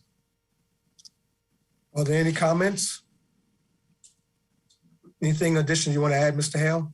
No, I'm just very briefly, I'll sum up. I mean, this has been a great collaboration between the Township of Union and the developer. It's been a great revitalization of downtown Union. This is just another step towards that goal. As we say, that the project is essentially compliant with the redevelopment plan that was adopted by the township, but for those two minor de minimis deviations, and look forward to this project moving forward, and we would look for the board to approve. So thank you again for your time and consideration. I want to again thank the township. You know, we have our mayor, and appreciate the hard work that the township committee has done in formulating this, and appreciate the hard work that Colliers and the crew has done. So thank you, and appreciate all your time this evening. Thank you, Mr. Hale. During testimony, there were a number of items that had been identified that we wanted to have worked out as part of the approval of this application. One was signage along Morris Avenue or other locations to notify the availability of additional parking. There was the item of safety regarding emergency phones and notifications in parking areas, as well as security systems being monitored. In addition, there was a comment that was made and agreed to regarding the front end parking. We'd like to have that added in. And I also believe Mr. Phil actually kind of talked to this one. Light modifications to eliminate spillage was also identified in one of his technical comments. So those are the items we want to include as part of the approval process. With that being said, can I have a motion to approve this application? Mr. Chairman, I respectfully move application 2021-09 Centurion Union Bunnell Court. Major site plan variance be approved. Could I have a second? Mr. Chairman, I'm sorry, pardon my interruption. We just usually do one last request. If there's any comments from the public, just by your direction. I don't see any, but just by your direction for the record. Are there any comments from the public at this time? There are none. Thank you, Diana. Could I have a second on this one, please? Second. Can I have a roll call vote? Ms. Frazier, Yes. Mr. Johnston, Yes. Mr. Lee, Yes. Ms. Perkins, Yes. Reverend Starling, Yes. Mayor Figurito, Yes.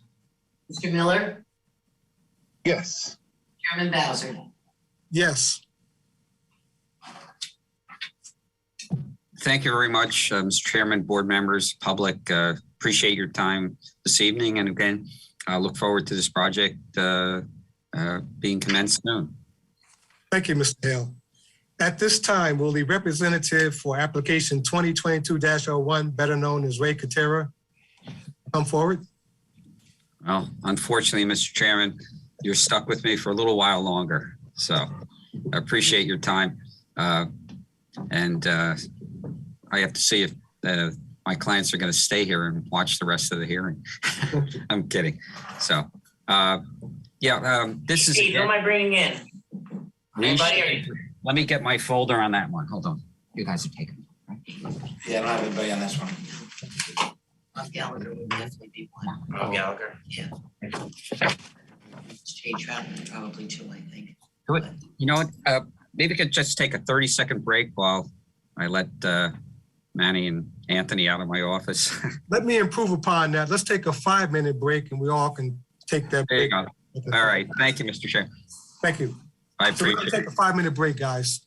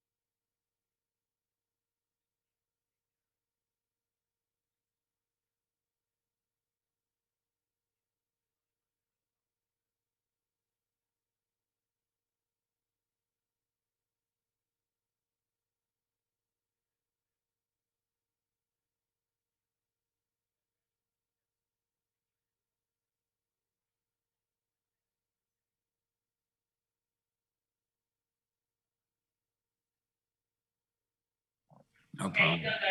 Okay, we're good. We're good? Good, Chairman. The meeting will come to order. Mr. Hale?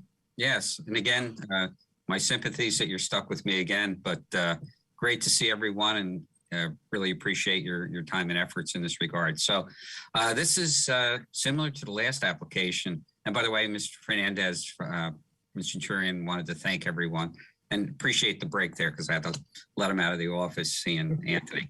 So, but this is another exciting project for the Township of Union. This also similar again to the last application is in a redevelopment area that comprises the old Highway Bowl and almost the infamous club that was next door to it, along with the adjacent property.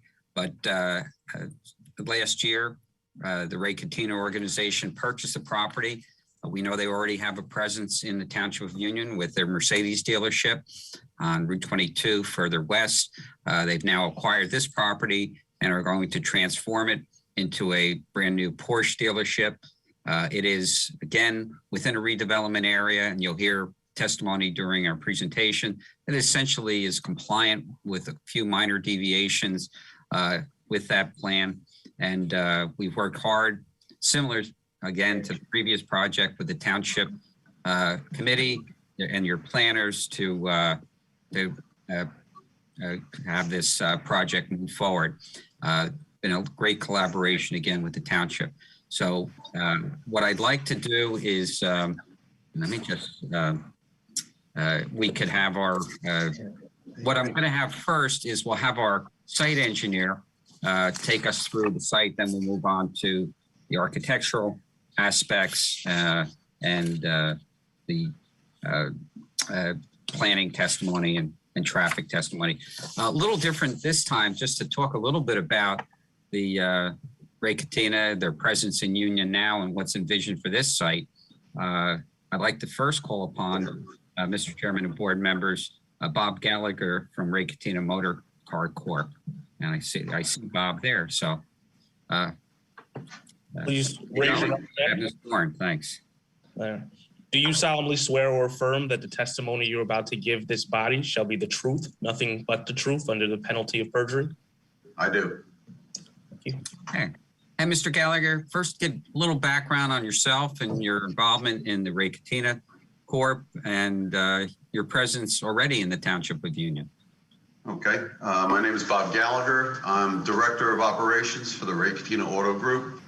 I've been with the Ray Catino Auto Group over 40 years. We currently are in Union in 6 different properties. I've appeared before the board on many occasions for our development and redevelopment of properties in Union. We run a Mercedes-Benz dealership in the Route 22 corridor. We employ about 60 or 80 people in that store right now, and we're looking to do this development at the 1731 for a new state-of-the-art Porsche automotive sales and service facility. Okay, great. So tell us a little bit about, I know we'll have your professionals, engineering and architecture, but tell us a little bit about your vision for this site.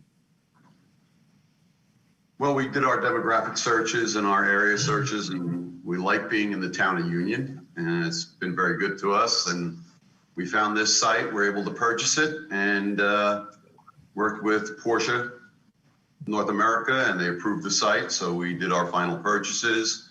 We did the demolition on the site. I'm sure the town and the board members are very familiar with what was there before. We think it would be a great enhancement to that area.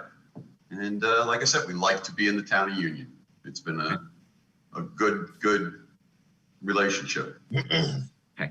Just generally, if you could give the board and the public an overview of general hours of operation, the showroom, service, et cetera. Okay.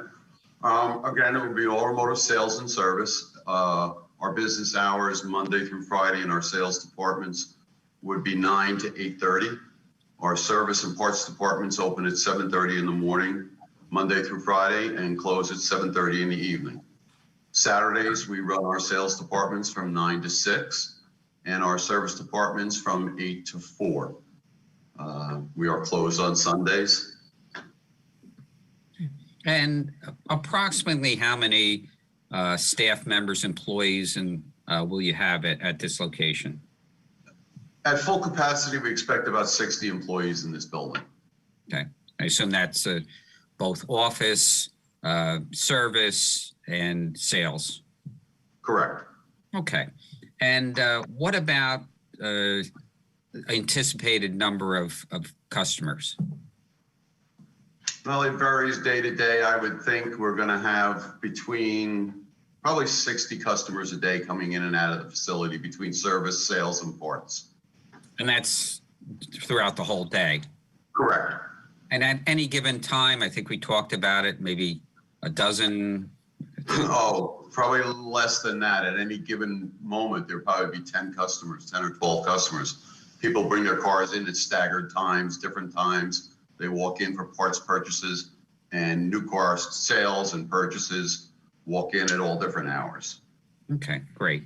Now, I know Mr. Troutman, our traffic engineer, will discuss parking, site circulation, but in your estimation, I know you've worked on design of many of these facilities. Is the parking that's provided on site adequate? And just a little description of what might be necessary for a dealership like this. It's more than adequate for this type of facility. It's the Porsche facility is not a high volume, let's call it a highway dealership, a domestic type. We will have a lot smaller volume of vehicles in inventory. A lot of our inventory will be outside. Most of our inventory will be stored inside this building. If we build the building we're anticipating, we'll have a lot of indoor storage. So the parking that's would be proposed on this site is more than adequate. The entrance and exits to the facilities all work.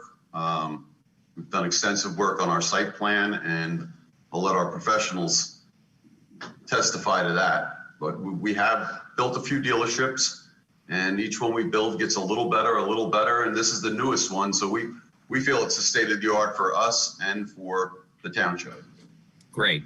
And I know there was the question that Mr. Hatter had requested that we answer, and I know a template was provided for the deliveries, but basically they explained to the board how the delivery of the vehicles will be made and approximately when.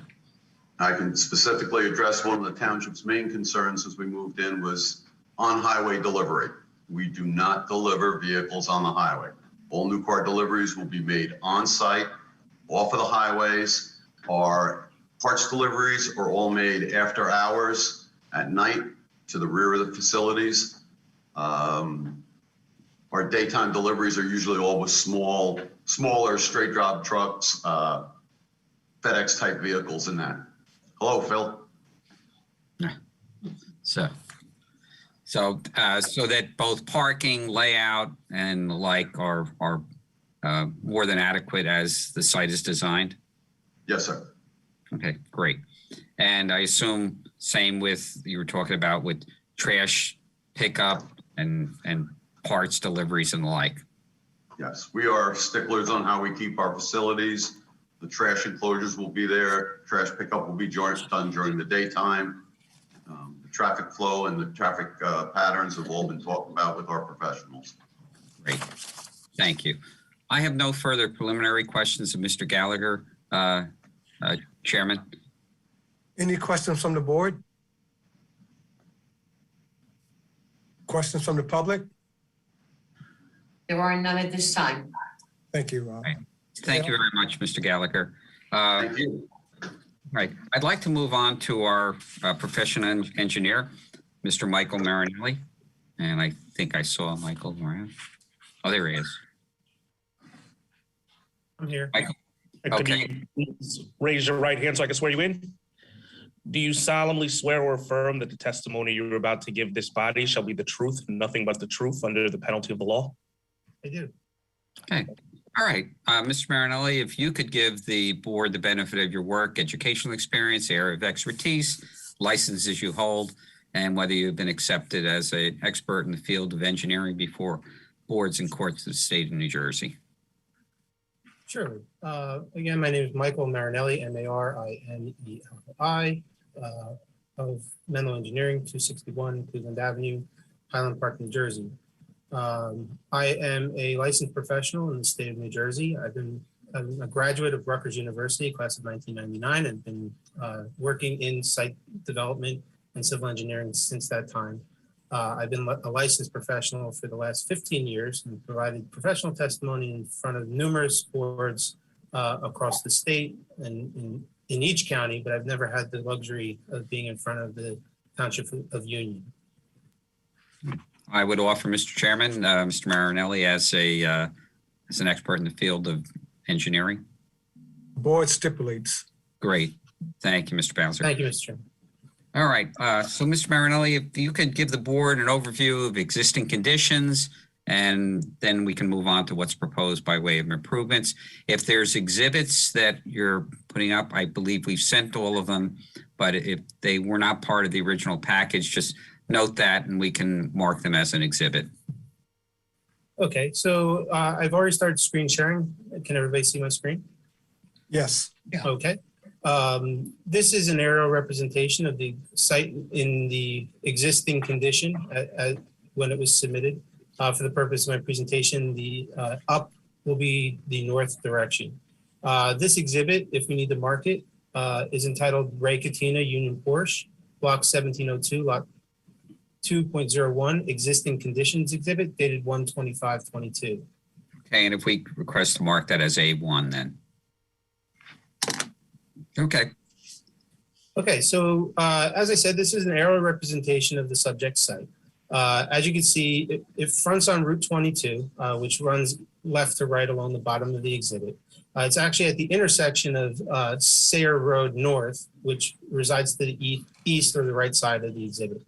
The site is also bound by Valhall Road in the northeast, which is a county road, and the Garden State Parkway immediately to the north.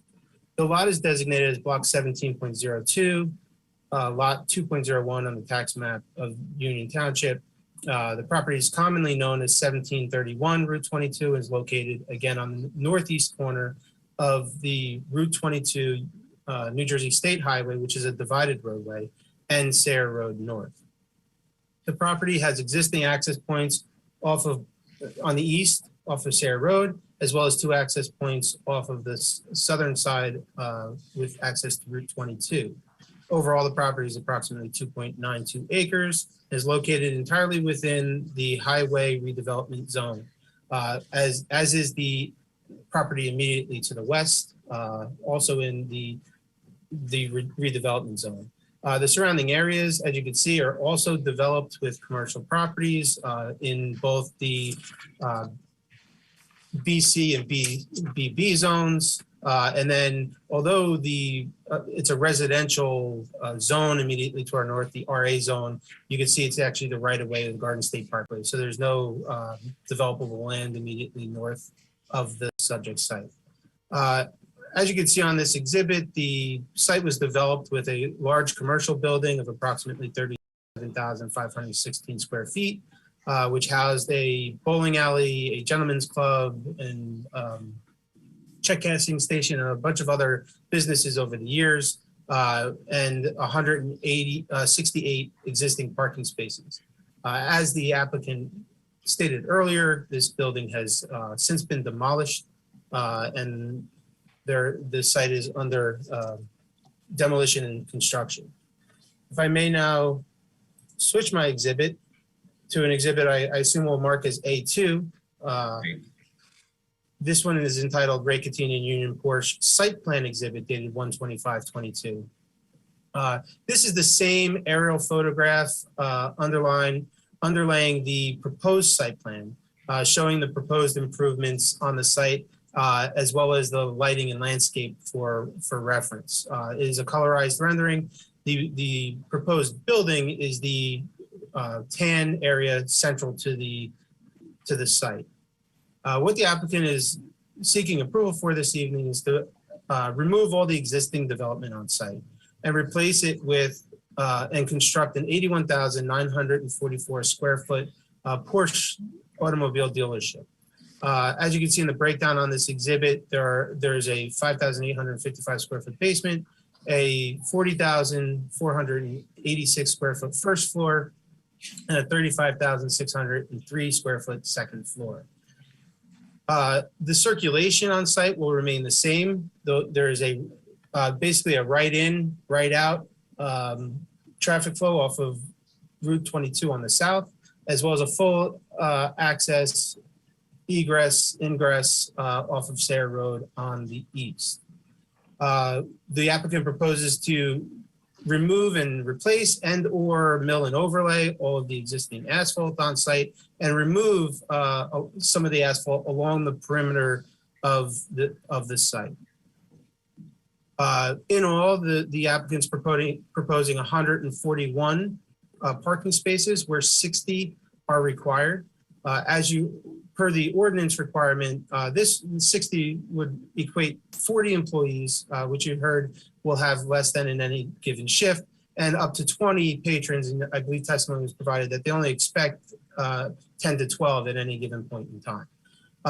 Within that 141 parking spaces, the applicant is providing 5 ADA accessible spaces immediately to the west, as highlighted in blue, as well as 4 EV electric charging stations on the southwest corner of the proposed structure. The dumpster is to be on the rear of the property and completely enclosed on the northeast corner of the building. As you can see, we've provided ADA and flat grade access to the front door, meeting all ADA guidelines. The site will utilize existing utilities throughout the area. There are several public utilities that already exist. The site, as it was previously developed, had all of the water, sewer, gas, electric that would be required for this facility, and this facility will use the same. The applicant is proposing a new pylon sign in the island between the right in, right out access way off of Route 22.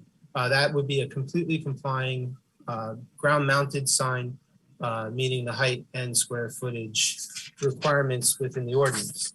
As you can see, we've taken this opportunity to beautify the site with some additional landscaping. In all, we're proposing 5 shade trees and 157 shrubs that are located along the frontages, along the parking areas immediately adjacent to the property boundaries. We're also providing new lighting on site that is both safe and adequate and meets township standards, as well as is dark sky compliant. We are proposing 18 pole-mounted LED fixtures, so energy efficient fixtures throughout the site, mounted at 24.5 feet, as well as 4 wall-mounted fixtures along the northern facade, also mounted at 24.5 feet. This design equates to a 1 foot candle minimum and a 3.45 foot candle average, again, meeting the ordinance requirements. From a stormwater management perspective, we're kind of fortunate in that this was previously developed.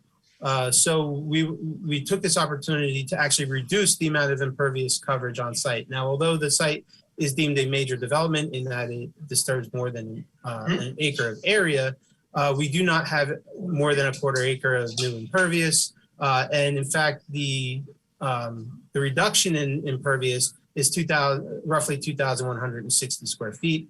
And in that impervious, we're adding additional building or clean runoff, basically replacing 5,154 square feet of asphalt area with clean building area. The drainage patterns will remain the same as they do today, generally draining from north to south into the Route 22 right away where it's collected into the public system. This site, from a stormwater management perspective, meets all the NJDEP requirements. There are a few variances and or waivers that we're seeking this evening. The first of which is an existing nonconformance that we're making better, but not non-complying. That is for parking setback.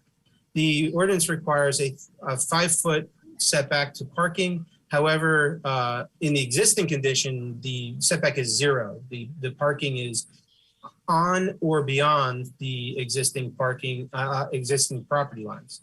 What the applicant is proposing on the north and east side is to take out 2.5 feet of that a minimum of 2.5 feet of that existing asphalt and replace with landscape area. And then on the southern side, the applicant proposes to remove 3 feet of existing asphalt and replace it with landscape area.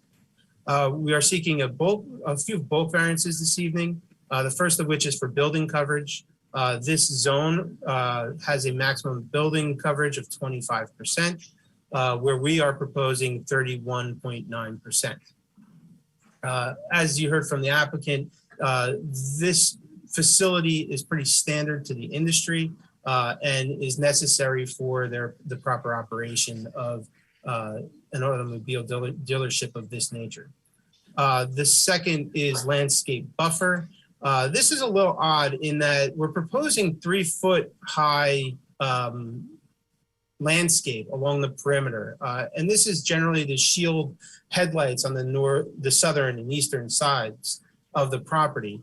But the township has two ordinances. The redevelopment ordinance says that a 4-foot high planting height is required. However, because it's this planting buffer is in the right of way, the township has a maximum height of 30 inches. So there's really a conflicting ordinance, a conflict within the ordinance that says they need to be at least 48 inches, but less than 30.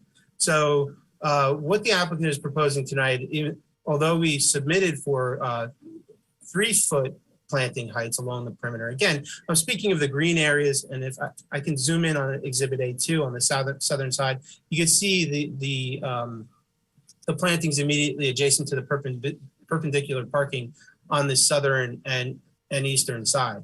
Now, these positions are generally going to be used for display so that passersby can see. So where headlight intrusion would normally be a nuisance along the property frontage, these cars are going to be moved relatively infrequently. And I think that the board would be able to grant a variance or a waiver for providing a 2-foot planting height in this area so that people can see the inventory as they pass by, but still beautify the frontage.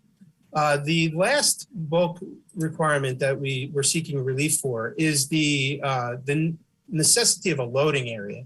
Now, in essence, this site almost completely operates as a loading area, but I'd like to share a third exhibit, and we'll mark it as Exhibit A1. I'm sorry, A3. And this is a plan entitled Truck Movement Plan. I'm not sure, actually, Steve, was this plan ever submitted to the board? Do we need to mark it as an exhibit or was it supplied? Yeah, why don't we mark it as I did send it to Phil. Was submitted, yeah. Yeah. But we can mark it as A3. That's a good idea. Okay. This is entitled Truck Movement Plan dated December 21st, 2021. It was submitted to the board, so you should have it in your records.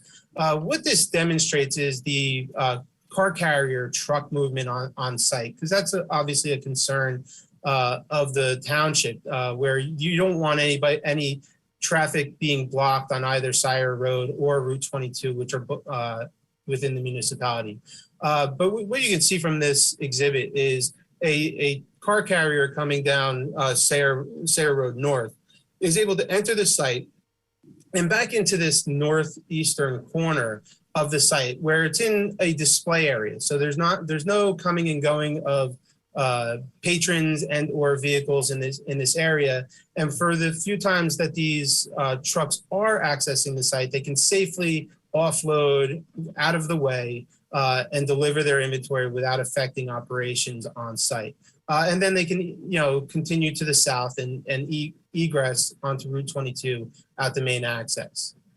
So this is the truck movement plan that was supplied, showing that this site can operate and has an area, although not technically a loading zone, has an area that can accommodate that portion of the operation. I don't know if any of the board has any questions regarding the direct testimony, or if you'd like to just go through. And I just want to confirm that you've reviewed the letter issued by Colliers and assume have no problem complying with any of those terms and conditions? That's correct. We can comply with all of the items contained in the January 5th letter from Collier Engineering. Great. Thank you. Are there questions from the board? I have a question for Mr. Marinelli. My comment 6.7, dealing with the pylon sign. You showed 4 different prototypes, each prototype having a different total square footage. Of the 4, only one of them limited the area of the signage to 50 square feet. That's correct. And the applicant proposes to actually use the second, which technically, based on that exhibit, is 50.05 square feet. They would modify that slightly to remove that 0.05 square feet. It's literally taking, a half an inch off of the entire sign in order to make it compliant. So what we're proposing is a 50 square foot sign that would meet the ordinance requirement. Okay. On the plan resubmission, just make it clear that of the 4, that's the one that you're selecting. We will do that. We'll just only supply the pylon sign with which we intend to use, and it would have the correct dimension on it. Okay. And then 6.8, dealing with the wall-mounted Porsche crest. Maximum of 3 wall signs are permitted on the front facade of the building and 1 wall sign on each of the other building sides. I assume you'll be conforming with that. We will be conforming. I believe the architect intends on speaking to the wall-mounted signage as part of his testimony. Okay.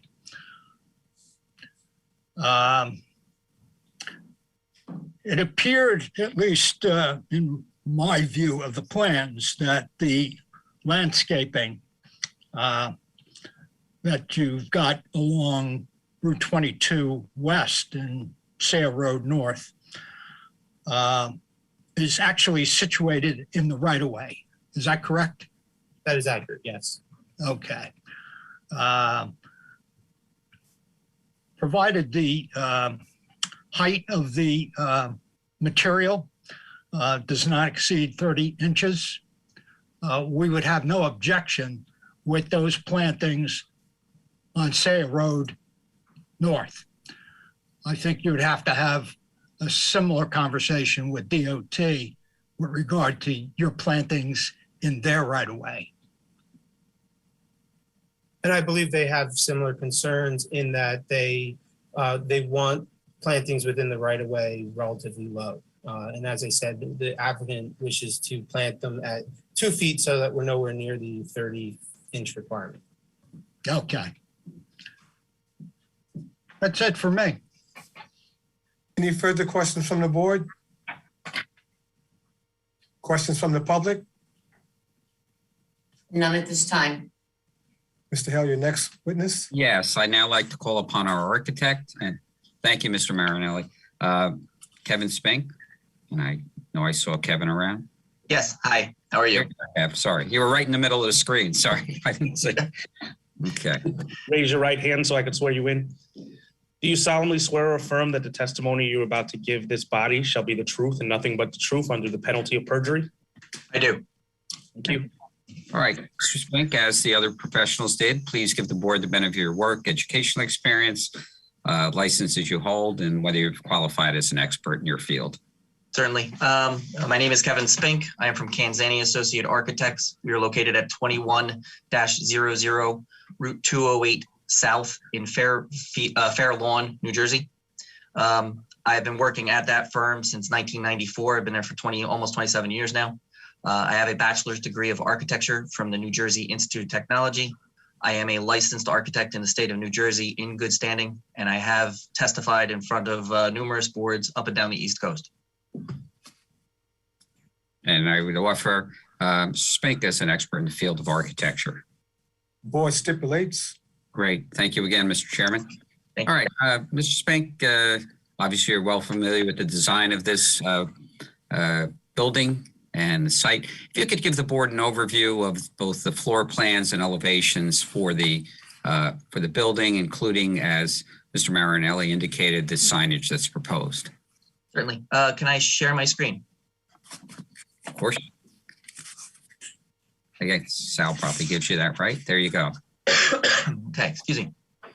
Okay, on the screen right now is my architectural set that should have been submitted to the board. The first sheet is A101, which is our basement plan. As stated, the basement is 5,000. Let me get the exact number. I want to make sure we have the correct one. It's 5,855 square feet. It is located on the eastern side of the building. It is right here on this portion. It is all parts department. We will have a parts lift that will go down there. We will also have one large utility room where we will be bringing in our main utilities for our services for the building. And we'll have 2 fire stairs that exit out of the basement. The rest of it would be just slab on grade. Going to the first floor of the plan. I guess it would be best to describe what the actual building is. Porsche has a new image. This is the brand new image. It is called Generation 5. It is currently only has been completed at one facility in the United States. That is in California, Palm Springs. So this will be the second in the country of this type. It is a whole new image where they are doing an entrance on a corner portion of the building, where the building will wrap on the corner. So in this case, we are wrapping at the southwest corner will be our wrap and our main entrance. They have what they consider the raceway, where the cars will be facing out as you first walk in. This raceway is a double height space. It will jog around like a sawtooth around this double height space here. At the top of the double height space is a skylight system that runs the entire length towards the rear. At the back, this will be a full height wall that will have displays on it that will generate images of the vehicles, as well as there's verbiage and signage that goes on it in interior wording that they put on the walls. Off of the raceway, their image is designed based on what they consider roadways, tertiary roadways that will be coming into it. So we have these roads that actually come in to it where the vehicles are displayed within their roads. In between the roadways would be the offices themselves. That is their design function on a module basis. All the cars are based in module locations throughout the showroom, that each one of them will have some sort of specific image or graphics that go with the vehicle that will be going there. It is mostly digital displays so that it is able to change as the vehicle is moved and changed. In this case, at this one vehicle here, we are looking at doing the electric vehicle. So there will actually be a test charging station at this point. So you can actually show the customers how to charge the vehicle and how the vehicles are connected. Off of the side of the building, we will have 2 delivery bays where the vehicles will be delivered to the customers, and then they're able to exit directly out of the building. We'll even have the F&I offices at the back, so it's directly related with the delivery bays themselves. To the northern side of the building, as the vehicles traverse the site, they will enter into a 3-lane service drive area, whereas the cars are brought in, the customers are then brought directly into the service writers, where they would write up the vehicle. The cars are then exited out of the building and then either brought to the parking stall if the bays are not ready, or they will be brought directly into the service department, which is located at the rear of the project. We have a 20-bay service department with a single, we'll call it a tire area, where we have the alignment bay and we have all the tire information, the tire carousel and the wheel balancer and tire changers would all be located in the back corner. Behind this, we have the main parts department and wholesale parts department, which would all be at this location. The reason why we have such a large area in the basement is because on the first floor, we do not have a large parts area. So the lift would actually get the parts directly down to the basement or up from the basement. Our previous application had a double elevator system in its back corner that would bring the vehicles up to the second floor and down to the to the first floor. Ultimately, elevators do not work very well. They always tend to break down. So even though we have 2 of them, the flow and movement of the vehicles it didn't make sense to have the elevators. So we've revised the design and we have a ramp at the back. So there is a two-way ramp at the rear of the building to get cars up. The ramp is completely enclosed, so it will not be exposed to the elements, and it will not be potential damage caused by the elements themselves. The second floor, as the cars come up the ramp and traverse around into the corner, we will have a large parking area on the second floor for vehicles, for inventory vehicles. And we will have a showroom on the second floor as well, which will allow for vehicles to be displayed on the second floor overlooking that sawtooth portion as discussed. That is the double height space from the first floor main entry. There will also be a administration area that will be at the front side of the building where we have admin offices, conference room, owners' offices. In general, that is the overall design of the building. The elevations. Again, this is the new generation image. We have the entrance portal, which will be on the corner, as I said. It will be entering on the 45 with the curves. They have a Lucabond system or an ACM panel, which is an aluminum composite material, which will be wrapped around the whole building. It actually flares at the entrance. So each flare gets smaller as it goes up towards the top. And that double height space, all the windows will project through. So at night, you'll actually see into the whole building and through the showroom through these window systems. We have a glimpse on the second floors, what they refer to it, which is a second floor curved window that allows the vehicles that are in that showroom to be visible from outside. We also have the service drive entrances on this side, as we discussed. There are three materials that make up essentially the entire exterior element of the building. We have the ACM material, which is a silver material. You have the window systems, which are clear windows that allow light in, obviously, to the building. And we have a ribbed panel, which will cover the rest of the building. It is a black ribbed panel. If you've been to a Porsche facility, it is on the inside of the current facilities. It's on a lot of their walls currently. Now they're actually traversing it to the exterior of the building and putting it as a skin. As far as signage goes, we do have a sign on the south wall, which is the large Porsche sign. I am not positive of the exact sizes of the sign, but from the Porsches that I have done in the past, and this is what I have put on their sign that I've put in the past, it is 36 foot, 7.5 inches long by 2'6" tall. So the signs are 91.5 square feet total for the Porsche sign.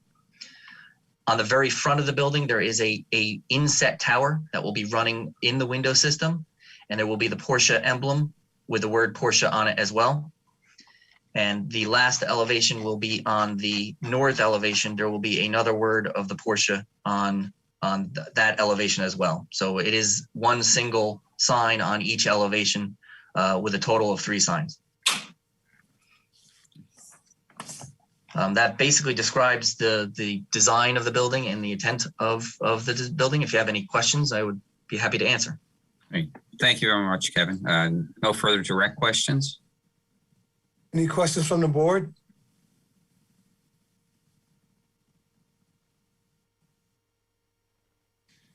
Mr. Spink, the sign square area, you mentioned that this particular building is the same as the one in California. Is the signage the same as well? Yes, it is, sir. Thank you. Any further questions from the board? Questions from the public? Seeing none at this time. Mr. Hill? Yes, I'd now like to call upon, thank you very much, Spink, great job. I'd like to call upon our traffic engineer, Jay Troutman, and I see Jay right in front. Good evening. Good evening. I'll swear you in. Do you solemnly swear or affirm that the testimony you're about to give at this meeting shall be the truth and nothing but the truth under the penalty of perjury? Yes, I do. Very good. Okay.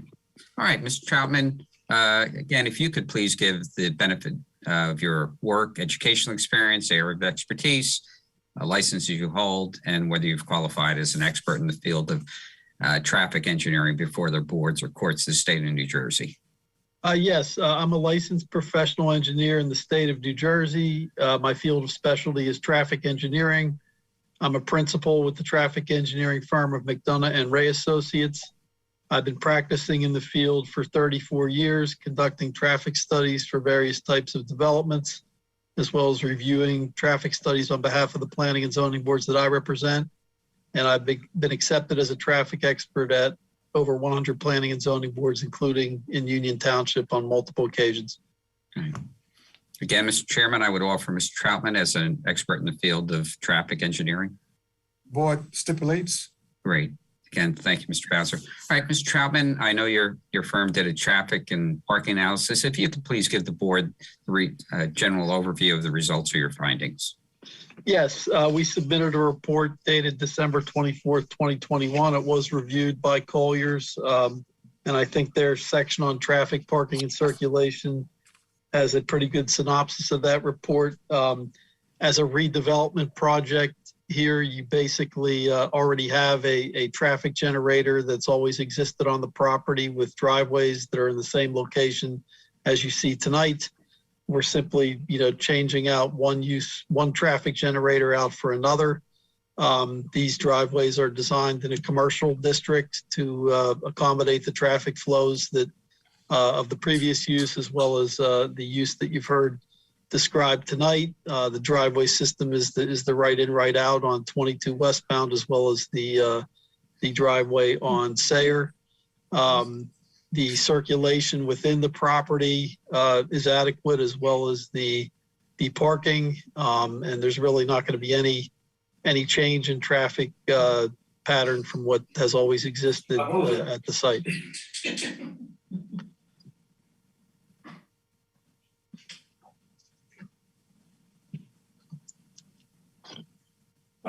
Who's the Sam? Okay. Oh, he just. All right. Where'd he go? All right. Well, thank you, Mr. Troutman. And again, I know your report was submitted and accepted by. Did we lose Jay? Oh, there you are. I'm sorry, you moved.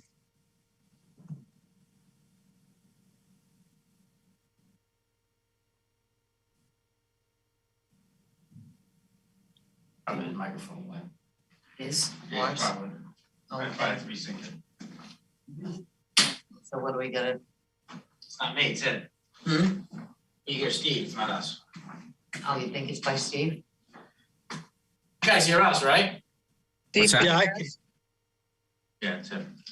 Okay, maybe we not here. Yeah. Steve? Yeah.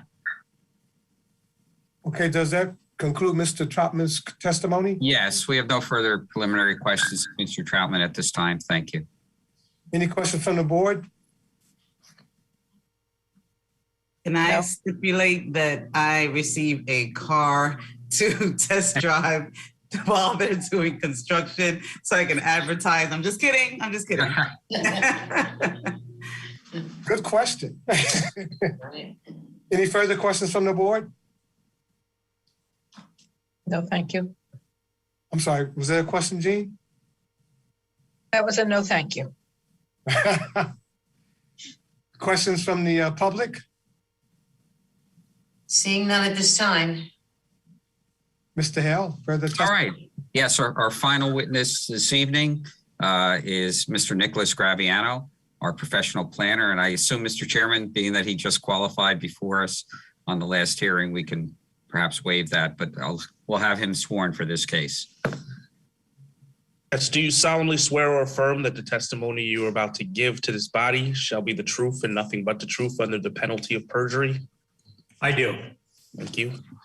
All right. Mr. Graviano, you've been previously, you're sworn now, but previously qualified in connection with the last application. If you could please provide the board with an overview of your planning findings in connection with this project and consistently with the redevelopment plan recently adopted by the township.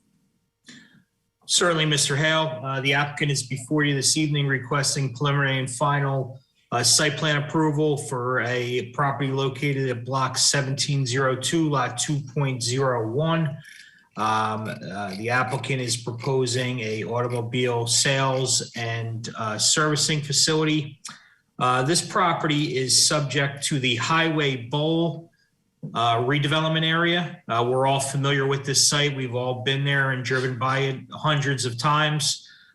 This is certainly an application which advances the goals of the redevelopment area, specifically to improve the aesthetics and appearance of the site and area, to provide for an increase in the economic base of the area by revitalizing an underutilized property, by directing new development to environmentally suitable areas with access to existing infrastructure, and then lastly, to improve site access and on-site circulation and parking patterns.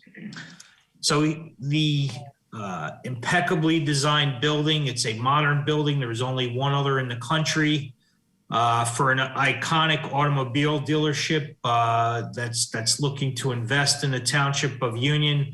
It's certainly a plan which advances the goals and intent of the redevelopment plan. As you heard in the engineering testimony, the applicant does require a couple of very minor deviations from the township's code and the redevelopment plan.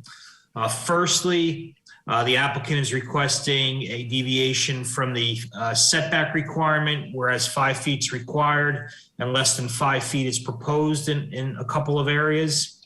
Additionally, the applicant is requesting a maximum building coverage deviation, whereas 25% is required and 31.9% is proposed. And I think you saw in the testimony with the architectural plans, this is a new model for automobile dealerships. More activity is now inside the building. This is a 2-level facility. Whereas the applicant is taking many of the cars that used to be housed outside to the inside, and it's part of a model that's a growing trend in the automobile sales and service industry. Of note, I'd like to note that the applicant is not requesting an impervious coverage variance, which is the true determinant of the intensity of development on the site. The applicant is meeting the standard in that regard, so the increased building coverage certainly does not impair the intent and purpose of the redevelopment plan. The engineer discussed the height of the plantings along the right-of-way, and whereas additionally the applicant is requesting no loading spaces due to the nature of the business, which does not require them.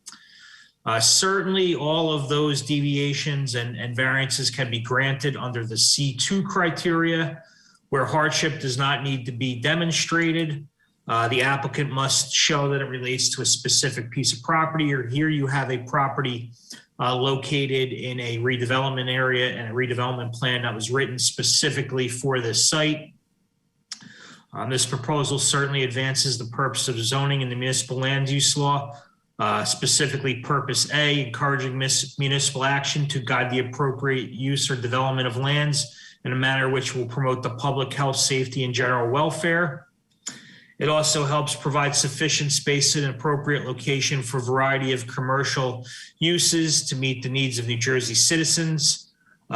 This location is certainly appropriate for the automobile dealership and service facility. And then lastly, the beautifully designed building and site helps promote a desirable visual environment through creative development techniques and good civic design and arrangement. And certainly relief in these items that I've listed can be granted without substantial detriment to the redevelopment plan, the master plan, and the public good. Right. Thank you very much, Mr. Graviano. Appreciate your testimony. Mr. Chairman, no further direct questions at this time. Any questions from the board? Questions from the public? Seeing none at this time. Mr. Hale, do you have further testimony? We have no further testimony at this time, Mr. Chairman. And I can, if there's no public comment, I can briefly, or public statements, I can briefly sum up. Any comments from the public? None at this time. Mr. Hale? Yes, thank you again. And what an exciting project for the Township Union. I mean, the old days years ago, as a kid, remember bowling at Highway Bowl, and it'll be missed, but this is a great use for this property. Beautiful building, beautiful layout for the site, new lighting, landscaping. It's generally consistent, as Mr. Graviano noted, with the Highway Bowl redevelopment plan. I think the few deviations that are required from the plan have certainly been justified, and we would look forward to further footprint of the Ray Cadena organization in the Township of Union, and truly appreciate their investment in the township. And we look forward to the board approving of this application and moving forward with the development. So thank you all again. Thank you, Mr. Hill. At this time, can I have a motion to approve application 2022-01, 1731 Route 22 Realties LLC? Can I have a motion to approve? So moved. I get a second? Second. A roll call vote? Ms. Frazier, Yes. Mr. Johnston, Yes. Mr. Lee, Yes. Ms. Perkins, Yes. Reverend Starling, Yes. Mayor Figurito, Yes. Mr. Miller, Yes. Chairman Bowser. Yes. Well, thank you very much again to the board professionals, and again, another exciting project in the Township of Union that we'd like to see move forward. And Bob, I don't know if you want to comment further. Again, thank you very much, and we're looking forward to working with the Township of Union again. It's always a pleasure. Yeah, Thank you. I believe Mr. Hill said that there was going to be a lane or two within the dealership, bowling alley lane. We thought about that, but we got carried away with the demolition, and they're all gone. I just asked the guys who were with me if they had a bowling pin I could give out. Okay. Well, again, Good thank you all. Again, thank you very much. It's always a pleasure dealing with Union. Thank you. Thank you. At this time, if there's no further new business, can I have a motion to adjourn? Motion to adjourn. Can I get a second? Second. All in favor, say aye. Aye. Meeting adjourned. All right. Have a great night, everyone. Thank you.